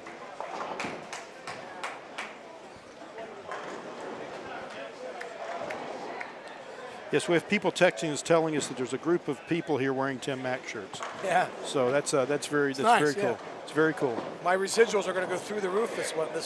Hey, there you go. That's the answer. And, you were talking about American Sniper. If I remember correctly, it set a record for having the biggest box office opening of a movie in January, if I read that correctly. And there's always interest. I mean, think about all the great movies about military stories and history and what have you that are iconic. I mean, they're part of our life. I mean, no doubt. And even some of the ones that maybe weren't the greatest at the box office, but were terrific, like Monuments Men. I mean, some of the stories in the background that as time goes by and you can learn these stories about things that really happened, I just saw one the other night with Mark Wahlberg. I stumbled across this movie. Forgive me. Was it the Lone Survivor movie? Yes. Lone Survivor. Yeah. What do you mean stumbled? Yes. It should be a requirement. There's so many factual. Unbelievable. We really don't have. I mean, we are very blessed. That's the best thing I can say. It should be a requirement in our country for everybody in the United States of America to go watch Lone Survivor and American Sniper. I'm sorry. That's how I feel. Yeah.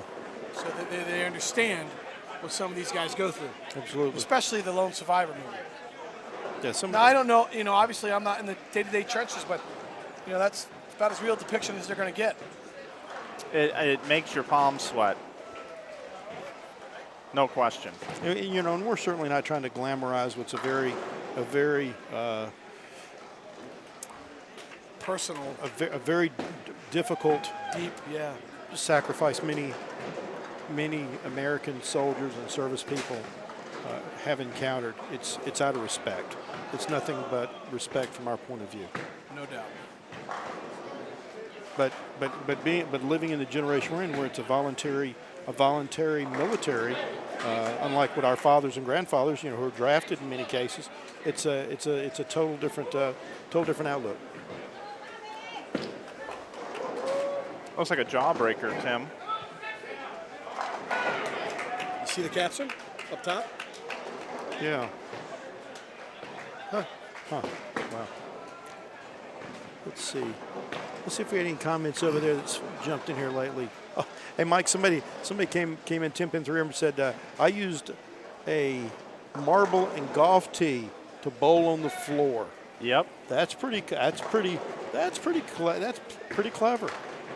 clever. Hey, I was just since we're talking about movies and war and military and all that kind of stuff, I took the Top Gun quiz the other day. Okay. All right. Take My Breath Away? Yeah. And that's by the band Berlin. Did you know that when McGillis or Kelly McGillis, yeah. Who's also in Witness, Harrison Ford. She likes women now. Did you guys know that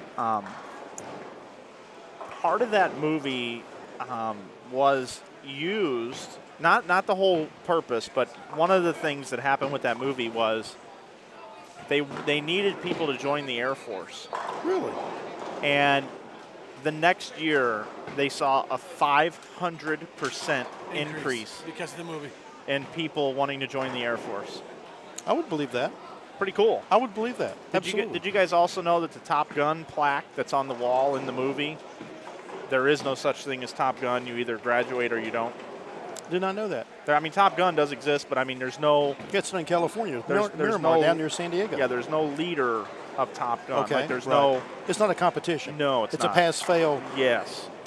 See, that would make sense to me because that'd be more about team building, Yeah. and going on the missions and those type of opportunities. Because I remember when that movie came out, it was such a big deal because everybody was into the call signs, Maverick and Iceman and Goose, and and look at all the. I mean, think about all the catchphrases that came out of that.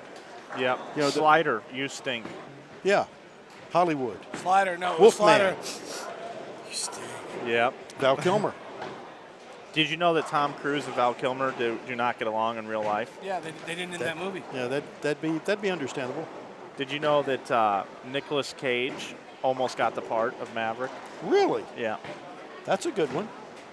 That's very interesting. Do you know that Elizabeth Shue was in Leaving Las Vegas in 1995 With Nicolas Cage. with Nicolas Cage? And do you also know that Elizabeth Shue was in Tom Cruise in Cocktail, which I've watched?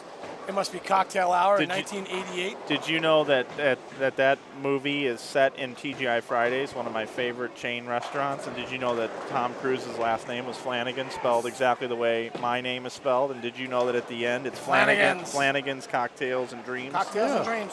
Yeah. There you go. Do you know that they had twins? I was spooked when I heard it.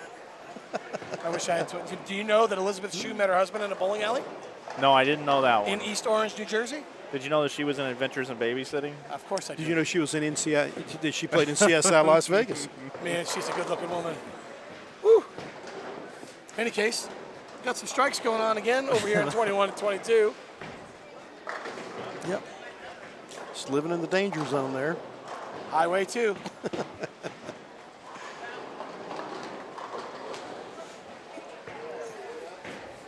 Yeah, some of the players that they ended up game 3 and they're on to game 4. Yeah. Got the front 6 down there on 13 and 14. Wow, look at that. You've got 11 and 12. You've got two front of them. 6, bottom. Front 6. Both guys got the front 6. Yeah, I'm going to go down there in a That's minute. the Tim Mack jersey pair. Yeah, baby. There you go. Bring it on. Keep them cards and letters coming in, ladies and gentlemen. Hey, do you guys mind if, even though I'm late, if I take a shower? I need to take a shower. Tomorrow? I think he was trying to very nicely tell you that earlier with that Top Gun reference. Yeah, I got you. You guys want to ride on a motorcycle with me tonight? That's right. Up and down the coast? Iceman. I am dangerous. I think I'll pass on that. Iceman. It's because if you could see these crazy guys here right now, you would be laughing. But guys, it was because I was inverted. Inverted. What if you don't know 1980s references on Top Gun, and you're totally lost right now. And at what this were you bowling doing? event. I was communicating. Communicating. Yes, communicating. Foreign relations. You know, Giving them the bird. Oh, sorry. Giving them the bird. Yeah, they had Top Gun inverted in flight before the movie Flight came out with Denzel Washington, where they flew the airplane upside down. We better get down to. Did you know also that in that movie that Tony Scott, the director, was only allowed to fire 2 missiles, and he reused those 2 firings of missiles throughout the whole movie? Wow. Yeah, they were only allowed to fire 2 missiles during filming. That's amazing. That's amazing. Just crazy stuff. Yeah. But as long as you don't lose that love and feeling, you're good to go, brother. As you head down to 9 and 10, or 7 and 8. Do you know that during the movie that they never said Goose's real name, like what his real name was in the movie? They never said that in the movie. And who played his wife? Meg Ryan. Very nicely done. She was also in Armed and Dangerous. And You've Harry Got Met Mail. Sally. Sleepless in Seattle. You know, Sleepless in Seattle and You've Got Mail are the exact same movie. I agree with that. Did you know she's in Saving Private Ryan and she dies at the end? I've never seen it. No, I'm just kidding. No, I know. Spoiler alert. Spoiler alert. Back in the day, Meg Ryan. I'd better get over there on 9 and 10 right now and watch I'm these guys going get there. the front 7. I'm going there. I'm going there.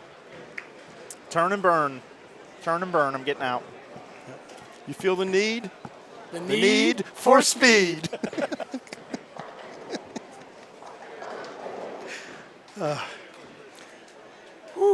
Product of the 80s. 13 hours will do it to you in the booth. Hey, guys, I will fire when I'm ready.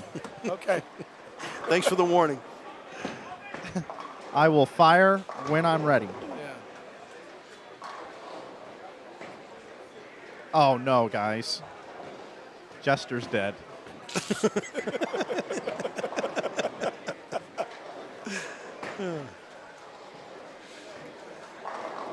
Kenny Bland with the front 7. Tell you what, they're throwing it good down there. Kenny Bland, bowled in the guys- European Tour, he bowled in a couple World Series bowlings. Those guys are lined up on that pair. Front And, 6 and front 7. We got, Larry Ross. let's bring it on. You're on camera, Mike. Take it away. Look at that jersey. Look at that little logo on the right sleeve. The design of that logo is really special. Actually, my wife designed that logo. It's pretty neat. That is cool. That is very Looking nicely for the done. front 7 here. Very nicely done. Looks like an IQ Tornado. Front 7 as well. Nice shot too. Very nice shot.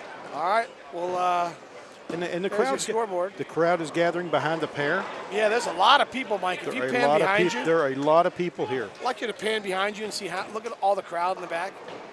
It's quite a large group of people. I mean, it is standing room only down there behind these pairs. I mean, they really enjoy watching their bowling. There they are. So, Mike, we'll get back to you when they get back up, if that's okay. We're going to switch off to you so you can do what you got to do down there. And we're going to come back to the main pairs here who are. Dave Tolson, he's got a good one.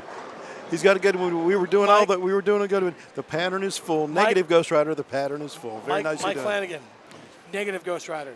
The pattern is full. Thank you. nice. Request for a flyby. That was a good flyby you did with the crowd. Well done on that. There's a lot of things happening down here in the settee. Yeah, it looks like we have a 279 game over here, over to the right on about 27 and 28. Yep. Double spare 6-bagger going into the 10th. But this is really, I mean, we're joking around a little bit now, but it really is a privilege to be here and be in the presence of all these terrific people that have served our country so well, and so humbly and honorably. It's terrific. It really is a privilege to be on this. And Tim said it earlier in one of our other segments about, you know, when this event pops up, there's a lot of people who volunteer. And Storm Products does a lot with the military, just not here at the military championships, but with the Wounded Warriors Project at Fort Meade in Maryland, with Mike Sinek and the crew there. Outstanding work done with that group and that operation. And a lot of other charity events. And if you want to know more about the things that Storm's involved in, there's a lot of cause marketing that Storm is involved in. The owners, Bill and Barbara Chrisman, in our group, we realize we're very fortunate. We're very fortunate, and bowling has been very good to all of us who are affiliated with Storm. And cause marketing is a big part of what we do. Leanne Barrett Holzenberg is involved with that and helps head up a lot of those activities. You can go to stormbowling.com and check in on that. All right, we're down with Mike on the lanes. Kenny Bland going for the front 8 on lane 9. And then Larry Ross, also his partner, right with him. Looks like he lost that one a little bit, Kenny. Yeah, he posted a nice finish, but he just missed it off his hand at the bottom a little bit. Couldn't agree with you more. And Larry's throwing looks like the IQ Tornado. And let's see what we got here.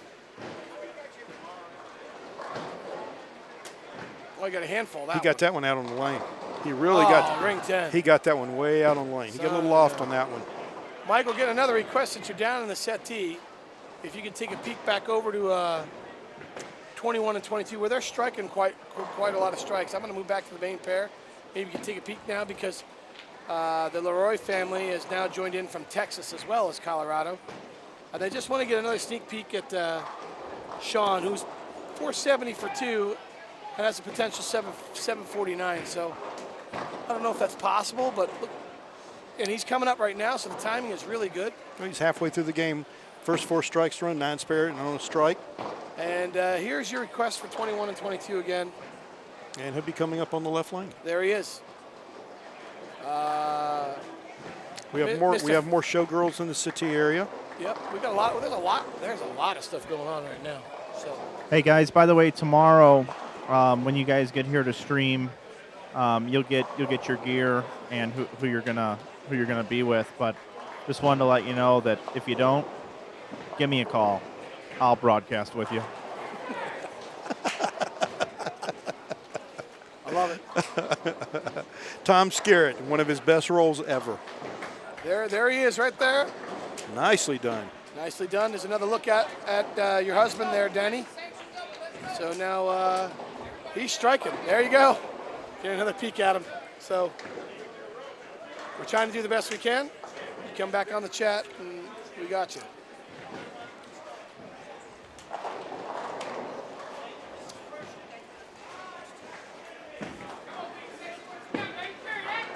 Did I hear Big Sexy down there, Mike? Did I hear that properly? Yes, you did.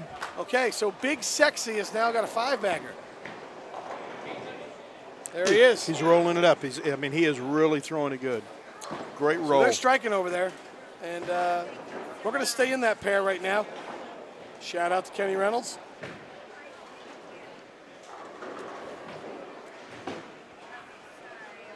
I want you to get a close-up of that necklace after he strikes.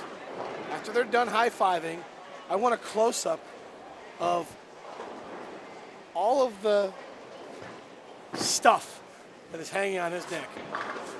There's no way he can pull his head up at release point with all that weight pulling his head down, so it's no wonder why he stays down on it so well.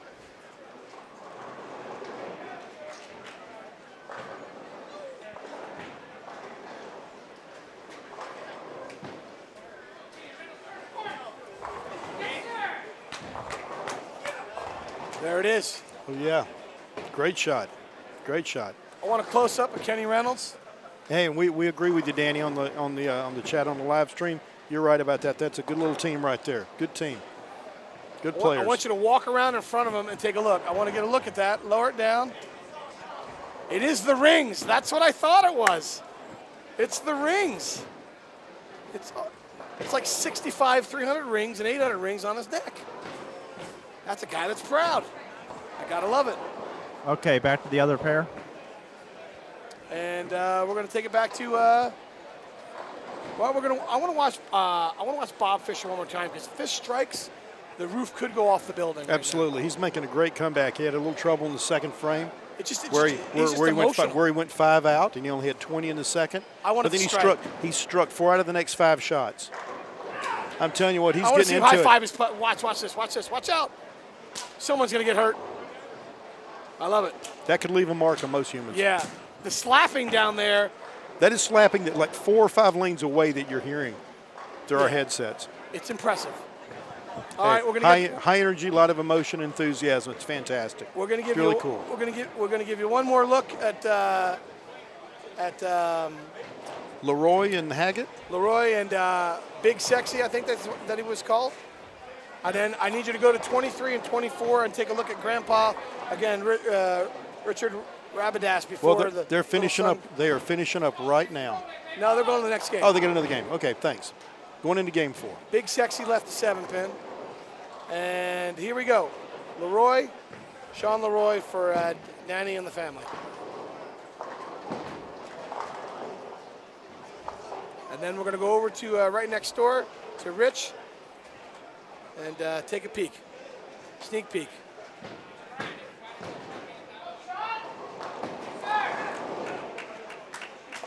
Sean's on it. He's on it. He's feeling it. He's feeling it for the family. And there you go. There's your sneak peek at Grandpa. He shoots a spare, and now you can put your head on the pillow tonight and say, Antonio Sol's Grandpa, throw another shot on TV. Thanks for that, Mike. Appreciate you doing that down there. We're going to go back to the main pairs, and yeah, good stuff down there. Take you back to our feature pairs, which are 17, 18, 19, and 20.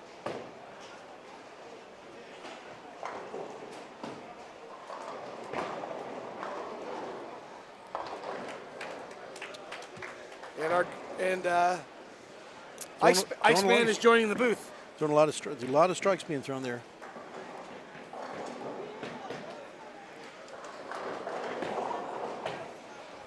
Hey guys. I can only imagine. Found out something earlier today when I went out to my car on the last break. They tried to deliver me some food to my car, and they got away because there was a banana in the tailpipe. Nicely done. They put a banana in the tailpipe. Can you believe that? Nicely done.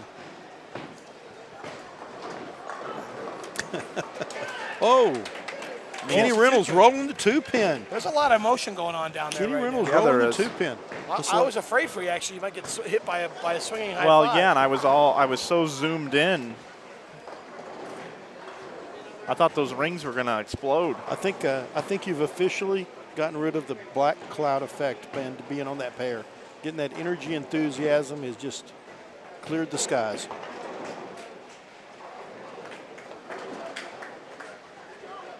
Bob Fisher's up, and you're going to know if he strikes as you're going to hear him. Lane 22, just to the right. Oh, a little 2-8. Get a little right, left to 2-8. That's a good lesson to be learned. Sometimes you can get too amped up and you fire one, leave it 2-8. Absolutely. Absolutely. You throw it right through the spot. And if you watched Michael Fagan bowl the World Championship a couple weeks ago, in the going into the 10th frame, they played music, and you saw him put his hands up in the air and like motion downward, like cut that music. The last thing I need to do is because he 8-10'd on that lane. Right. And hey, that's the last thing I need. That's right. Let's cut this music, please. Yeah. And that, you hit on a really good point. You got to be repetitive in bowling, doing the same thing so you can keep up with the changes and transition that's going on in the lane condition, and also so you can replicate the shots to stay in that zone of the good carry and everything else that you need to make that work. And I'm telling you, one of the toughest shots when you watch televised bowling is when they come back from a commercial, because it's a break in the rhythm and the momentum of the way that the telecast is unfolding and the way the match unfolds. So there's a lot of drama, a lot of drama and strategy in the way that you look at bowling unfolding on television.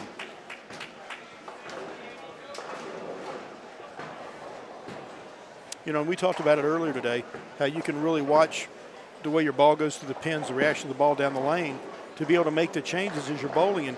And in this particular tournament where they're bowling 4 games on a pair of lanes with 5 other individuals, and you're not moving, you're on this pair, you've got to figure it out.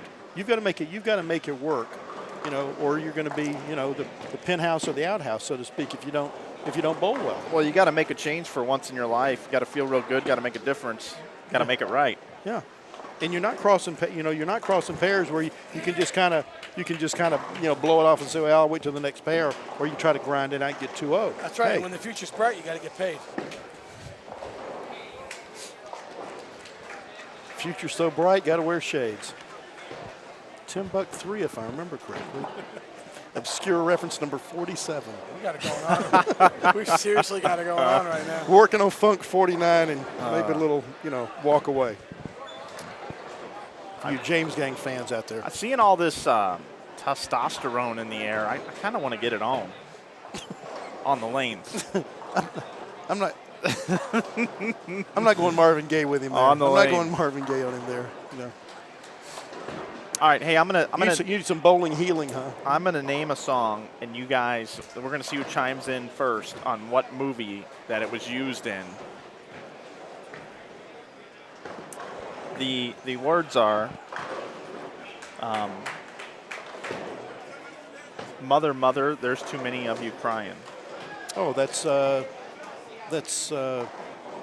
What's going on? there's another. That's the Ecology. It's a Marvin Gaye song. What's going on? Yeah. Yeah, that's right. Yeah. Yep. Just here on lane 7, there's a possible 300 working. Front 6. And they're in their 4th game down there already. And right in front of us, we've got end of 3rd game, end of 4th game. You guys give up on the movie? Purple Rain.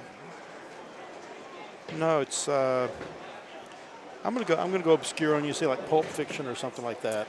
I'm drawing a blank on that one. I know the song you're talking about. I don't know the movie. Well, it was in the movie where he and his wife get married, and his agent is there at the wedding reception at his house, and it's Rod Tidwell was singing Jerry it. Maguire.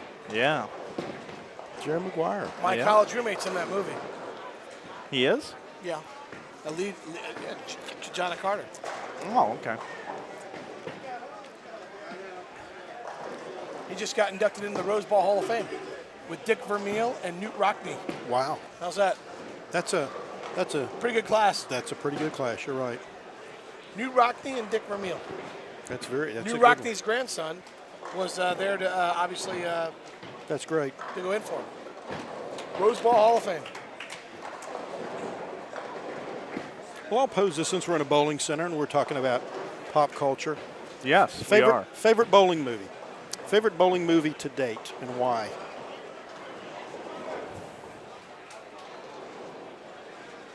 Big Lebowski, because Barry Asher throws a shot and he was on my team challenge team. I don't think the best one's been made yet. Oh, I have to agree with you there. I don't think I mean, are you saying the one that's been out? Yeah, one that's currently that's not a lot that's of in good play ones. now. There's not any of them that really depict the true bowler. No, of course not. I mean, there's some discussion at one point, some rumor about Jack Black doing a bowling movie or what have you. Yeah. But anyhow, the things that have actually gotten there. I'm just going to go League of Ordinary Gentlemen. That's a good one. That's a good one. That's definitely a good one. Hey, that was a good one. Actually. That's pretty That's close. as real as it gets. Yep. That's kind of a given with me on that one, but I mean, when the National Bowling Stadium was built and it debuted in that movie, that was pretty cool. I mean, I got to say that was a cool moment for bowling. They're building this National Bowling Stadium. Right. Boom. Well, the National Bowling Stadium was in Kingpin also. That's what I mean. Yeah, is that that Phil movie. Pareto over there? That is Phil Pareto. He's the one that's got the front seven. Yeah, we'll go Phil down there. Pareto's got the front seven. Really? Yep. That's great. Good bowler. Good bowler. Good guy too. Really good guy. I kind of liked Greedy, the little bit of bowling that was Michael in J. Greedy. Fox. Yeah. But I'm sure that's just because I was such a huge Back to the Future fan, so it's probably cheating. Yeah, Love Leah Thompson in Some Kind of Wonderful. Hey, but I agree with you. I don't think Remember the song in the shower?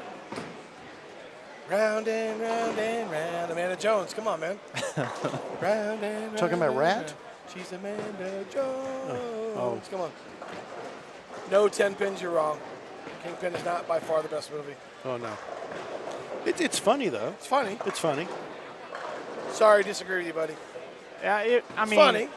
It's nice that there was so much bowling in that movie. No doubt. Yes. I mean, there was a lot of actually bowling. Right. Exactly. And there were some cameos by some of the professionals. Right. Our own Randy Peterson. Yes. Still making residuals off that movie. That's why he's a millionaire. Nice shot. Oh, solid 9. Solid 8. Well, and for TV programs, you had the television comedy Ed. Oh, That was set. great That was movie. set. Our great show. You know what? One of the things I Tom Cavanaugh. If you could go back and do one of those kind of things, I always thought it'd be a funny aside if you had Mike Machuga, and you see Ed walking down the concourse, and in the back you see Machuga doing the flop, and he kind of stops and says, "No, I didn't say that," and keeps going. Now that would be a scene that would be worth being on film somewhere. Stucky Bowl. I love the Stucky name. Bowl. Stucky Bowl. Carol Vesey, she was pretty attractive. That was a great little show too. And now she's in Modern Family. Elizabeth Shue. Sorry. One more strike down there on 7 and 8, and I'm going to have to Phil Pareto throws this one. turn and burn again. Yeah. By the way, if you could own a bowling center in any city in America, where would you want to own a bowling center? San Francisco, California, because Vic Meyerhoff, my buddy, makes the most money there. That's why. That's for the Presidio. The Presidio. Yep, that's a good one. It is the daddy of daddies. That's a good one. That's a good one. There's a We lot got of another one. There's a lot of really great. There's a lot of really great cities. Love to open one in Stroudsburg, Pennsylvania, where I'm from, where our old bowling center closed down. Yep. It's really great. Colonial Lanes, shot 329 and 30, 1984, August 20th, 1984. Wow. Born Losers Reborn. I was 12. If I had to, I would open a bowling center right across the street from Fenway Park, and all of my masking units would just be green, but they could turn into television screens, and I'd decorate it just like the Green idea. Monster and stuff like that. That's a great idea. Okay. I'd want mine down in New Orleans. Not a bad place either. New Orleans. Wes Pye's Bourbon Street Bowl. Man, you're reading my mind. One of my favorite places ever to bowl is Wes Pye's Bourbon Street Bowl down there. Go down there for Mardi Gras, man, the place is packed. That's it. And Wes, the owner, what a great guy he is. He always comes around, table touches. It's amazing. Have you guys ever seen a one-legged bowler? Wow. I'll be bowling the mixed doubles. Okay. On 14. Okay. And all that stuff. It's a trip how it's right on the opposite foot. We'll be watching. Yeah. And I've had 2 300s. Congratulations. That's fantastic. We'll be watching. You betcha. Thanks, man. Appreciate it.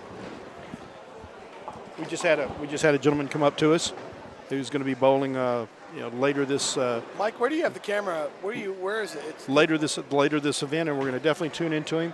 He walked up to us and asked us if we'd ever seen a one-legged bowler. He's got a prosthetic leg on his left leg, and he's a serviceman, and with the prosthetic he shot 2 300 games. So That's we're fantastic. Wow. going to definitely be tuning in and checking him out later on in this event and this tournament. But that's just one of the many stories that we're just privileged to be here and hearing so many great stories and meeting so many great people. In considering that bowling is the thing we have a passion for, and it just happens to be the vehicle of this event. We're just knocked over. I can't tell you enough. Mike, I got a black screen for you down Yeah, I there. know. I'm just on a black bag down here. I'm just waiting for our man to get up, Phil Prieto. Phil Prieto from El Paso, Texas, if I remember right, a bowling proprietor. He'll be at the USBC Open Championships, I'm sure. And by the way, at Wes Pye's Bourbon Street Bowl, we'd be serving Lucky Dogs, which is for those of you who've been down in New Orleans, you know you have one of those on like every corner. That, I like it. Serves great hot dogs. Lucky Dog. That's it. You got it. I like that. That's a good name.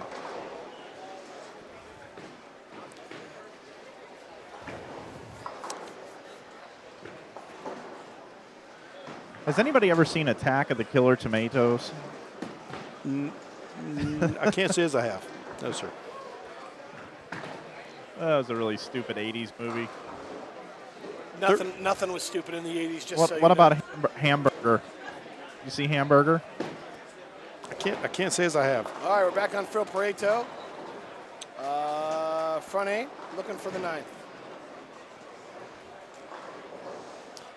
That looks like a Rhino Page jersey, isn't it? Or kind of- Confirmation, yes.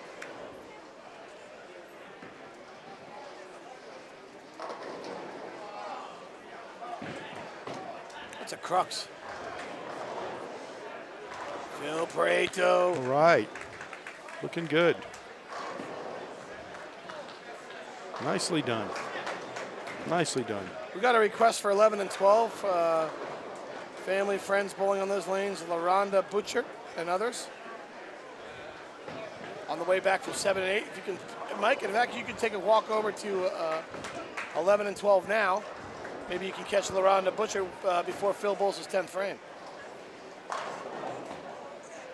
11 and 12 is where we're looking, and there you go.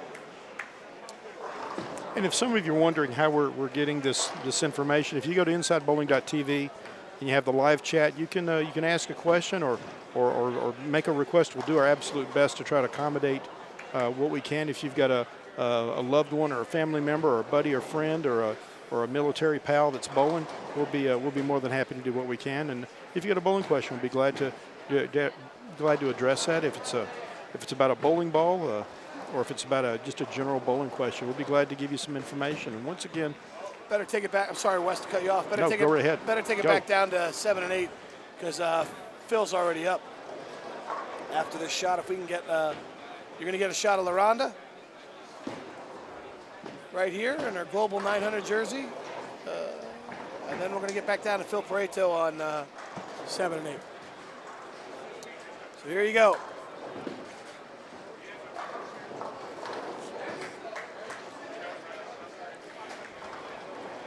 See if she's got the goods on camera.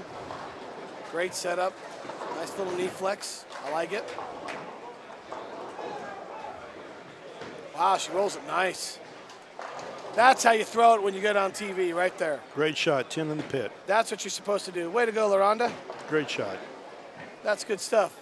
All right, we're going to go head back down to 11 and 12. And I'm going to move back over, and there you go, Phil Pareto. Sorry, 7 and 8. You're welcome to Brainiac. Trying to help you out. But we got to take it down to 7 and 8 right now because Phil Pareto, El Paso, Texas. 9 in a row, going for the 10th. High roller veteran. Trip the 4. Trip Nice the 4. shot. That's what those young men do. Nice shot. Now, Tim, if you're in this situation, do you make any adjustment? I move 3 and 1.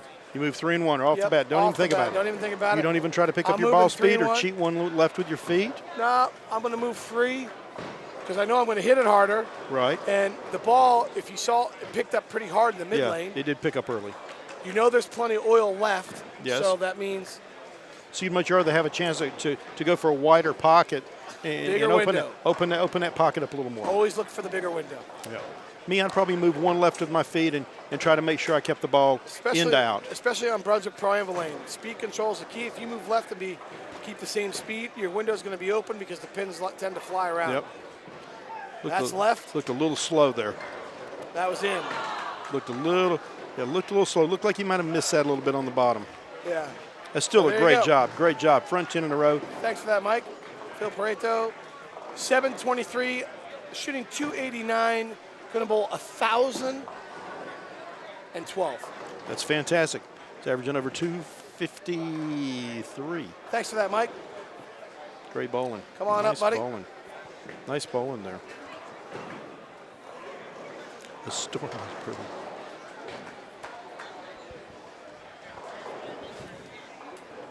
Well, once again, we're here in Las Vegas, Nevada at the Orleans Bowling Center Hotel and Casino covering the 2015 Military Championships. This is team event. This is game 4 of the 4 o'clock squad, West Coast time. Also, just to give you a little more background, if you want to tune into the live stream over the next 2 days, this is all Pacific time. We'll be on, or some group of our little merry group here from Storm will be on from. We're Ocean's 14. We'll be on from 8 until 11, and then from noon until 3, and then 4 until 7. And like we said, InsideBowling.tv, great website, doing a great job live streaming. Mike Flanagan is doing a terrific job with getting this content and putting it together. And I love it, Wes. I mean, anytime you can do this kind of stuff and televise things that normally wouldn't in our own way, it's. I mean, I just love doing it. I mean, I feel like all these people deserve this kind of coverage. You know what I mean? That's really the thing that drives me. And here's the other thing. And I was talking to somebody earlier today. Guy comes up to me. I've never met him before, and he goes, "Mike, it's nice to finally meet you. No offense to the other people that stream, but I love your particular channel because you get real bowlers in the booth, and you never know who you're going to have in that booth." And I said, I really appreciate you recognizing that, because one thing that we've done is we try to get experts in the booth that offer different perspectives, and it's never the same crew twice. There's a store back home called TJ Maxx in St. Louis. It's never the same place twice. They talk about how they're always moving in new inventory. And with what we do, the different combinations of groups, I will tell you that anywhere that we go throughout the country, the relationships that we've been able to make and the culture with Inside Bowling that we've been able to do, people like you, Wes, who's a busy guy, was like, sure, I'd love to sit in the booth for a couple days with you. Tim Mack, yeah, I'll sit in the booth for a couple days with you. And everybody's busy. You know, a Matt McNeil sit in the booth, a George Gohagen, a Rob Gottschall, a Jeff Riggles, a Tom Hess in the Midwest. Stu Williams. I mean, people will just sit in the booth for hours with me, even when they're supposed to be bowling, like, you know, they'll bowl a morning block, and they're like, yeah, let me just go get something to eat, and I'll sit in the booth for the next 8 hours. I mean, truly blessed with the people that sit in this booth. And there's no way, if I just sat up shop and just sat here the whole day, that it would be nearly as good than with you guys. I mean, you guys make it as well. It's perfect. I love it.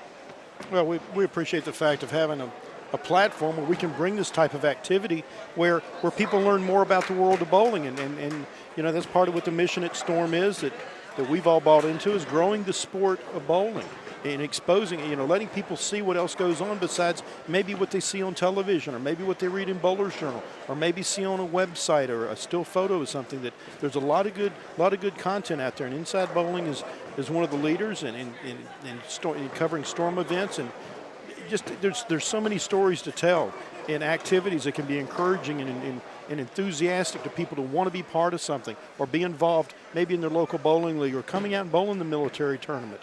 And we've had so many people on the live chat saying, hey, my loved one or my friend or my buddy or whatever, hey, can you put them on? Hey, we'll do our absolute best. And Mike is by hook and by crook trying to stretch the range this wireless camera, which is something I learned earlier today.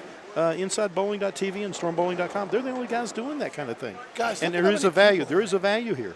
Look at how many people are here. Oh, it's incredible. I mean, we've got more people standing in the back. I mean, this is literally, standing room only. I mean, no kidding. There are tons of people here watching the bowling, watching the activities, and cheering on their friends and loved ones. And it's a great experience. It's a lot of fun here today, and there's a lot of good things to do. And we're glad it's being brought to you by Storm Products, the makers of Storm and Roto Grip bowling balls, the best high performance bowling balls in the world. Turbo 2-in-1 grips, Counts Customs, the Count and all those boys there having a good time and rocking out down the road at their cafe, as well as doing some tattoos over at the Rio and being a part here. Bowler's Journal International, our friends at Enterprise Rental Car, which Tim Mack says he will use from now on and not stand in line, going straight to the counter. Going straight to the counter. Jim Beam and Budweiser, Edelman Financial, who Rick Edelman, Brad's brother, will be here doing a seminar tomorrow. K&K Bowling Services, which you saw a little sneak peek of their location here at the Orleans earlier by Mike, and then Southern New Hampshire University, one of the premier online colleges. So please support these sponsors. They support bowling. They make all this happen, and we're very, very proud to be affiliated with them.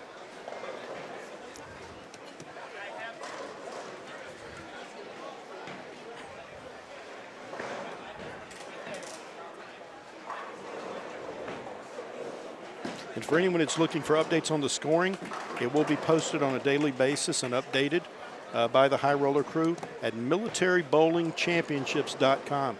And as we said before, and if you haven't, seen or you weren't with us earlier when Brad Edelman, the tournament committee host or chairman, if you will, here, his organization, High Roller, runs this bowling tournament, coordinates all the activities and entries. If you're not here with us this year and you want to be here, let them know. Get your entry in now. Let them know so that way they can add on a day or two and add on some more squads. Because right now there's 140 lanes of bowling going on at 2 bowling centers in Las Vegas, and it is packed. And we're talking about a Monday. We're talking about Martin Luther King Day, a very significant holiday in our country.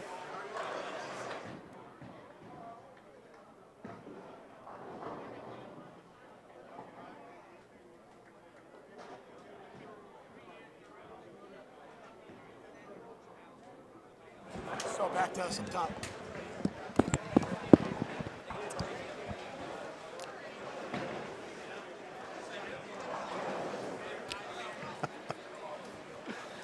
All right, so executive decision here, folks. There's just we got a dark pair in front of us, and one pair is taking a little bit longer to finish up, but we've been here since 6:30 this morning, and we're going to conclude today's broadcast and wrap it up here for the team event. We had 3 different squads today: the 8 a.m., the noon, and the 4, which is just wrapping up now.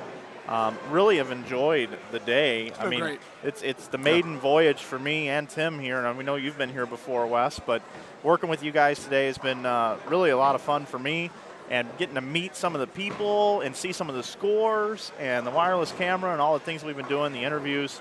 Really enjoyed it today. Wes, what did you get out of it today? Hey, I tell you what, the level of play out here is terrific. The camaraderie, the stories. I mean, the people. I bumped into a military gentleman at a valet leaving, and he knows a lot of the same people I do in Houston, Texas.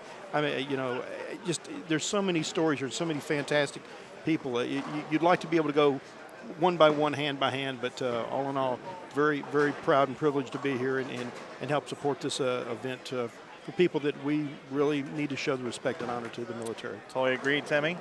2 words come to mind: class and respect. That's what I got out of today.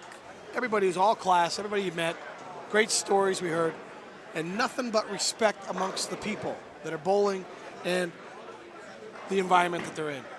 I'm excited to see what's going to happen the next couple of days. And we saw great scores. We saw 300. We predicted we'd see 300. We saw it. We saw two 299s.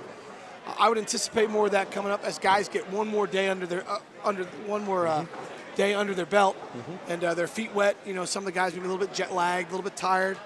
I would anticipate some of those things coming in the next couple of days, and also more great storylines from great veterans and great military personnel. I mean, just a really, really solid day today. Great for bowling, and if you're an American, great to be an American today. For sure. So we had a bunch of 280 games as well, and the cool thing, the big thing we need to keep an eye on moving into the next 2 days, guys, is the house shot. They've been able to get their feet wet on the house shot. They're going to come back tomorrow. They're going to bowl singles. We'll be back again at 8 a.m., again at noon, and then again at 4 o'clock for the singles competition. Beat the board. All of the standings will be at militarybowlingchampionships.com. You'll be able to check that tomorrow to see what happened in the team event that we brought you today. Full house. If you are in town, you should come by here or the Gold Coast. Support the bowling centers. Come out and see some of this bowling. Say hello to us. Pinch us on the arm. Something up here up in the booth.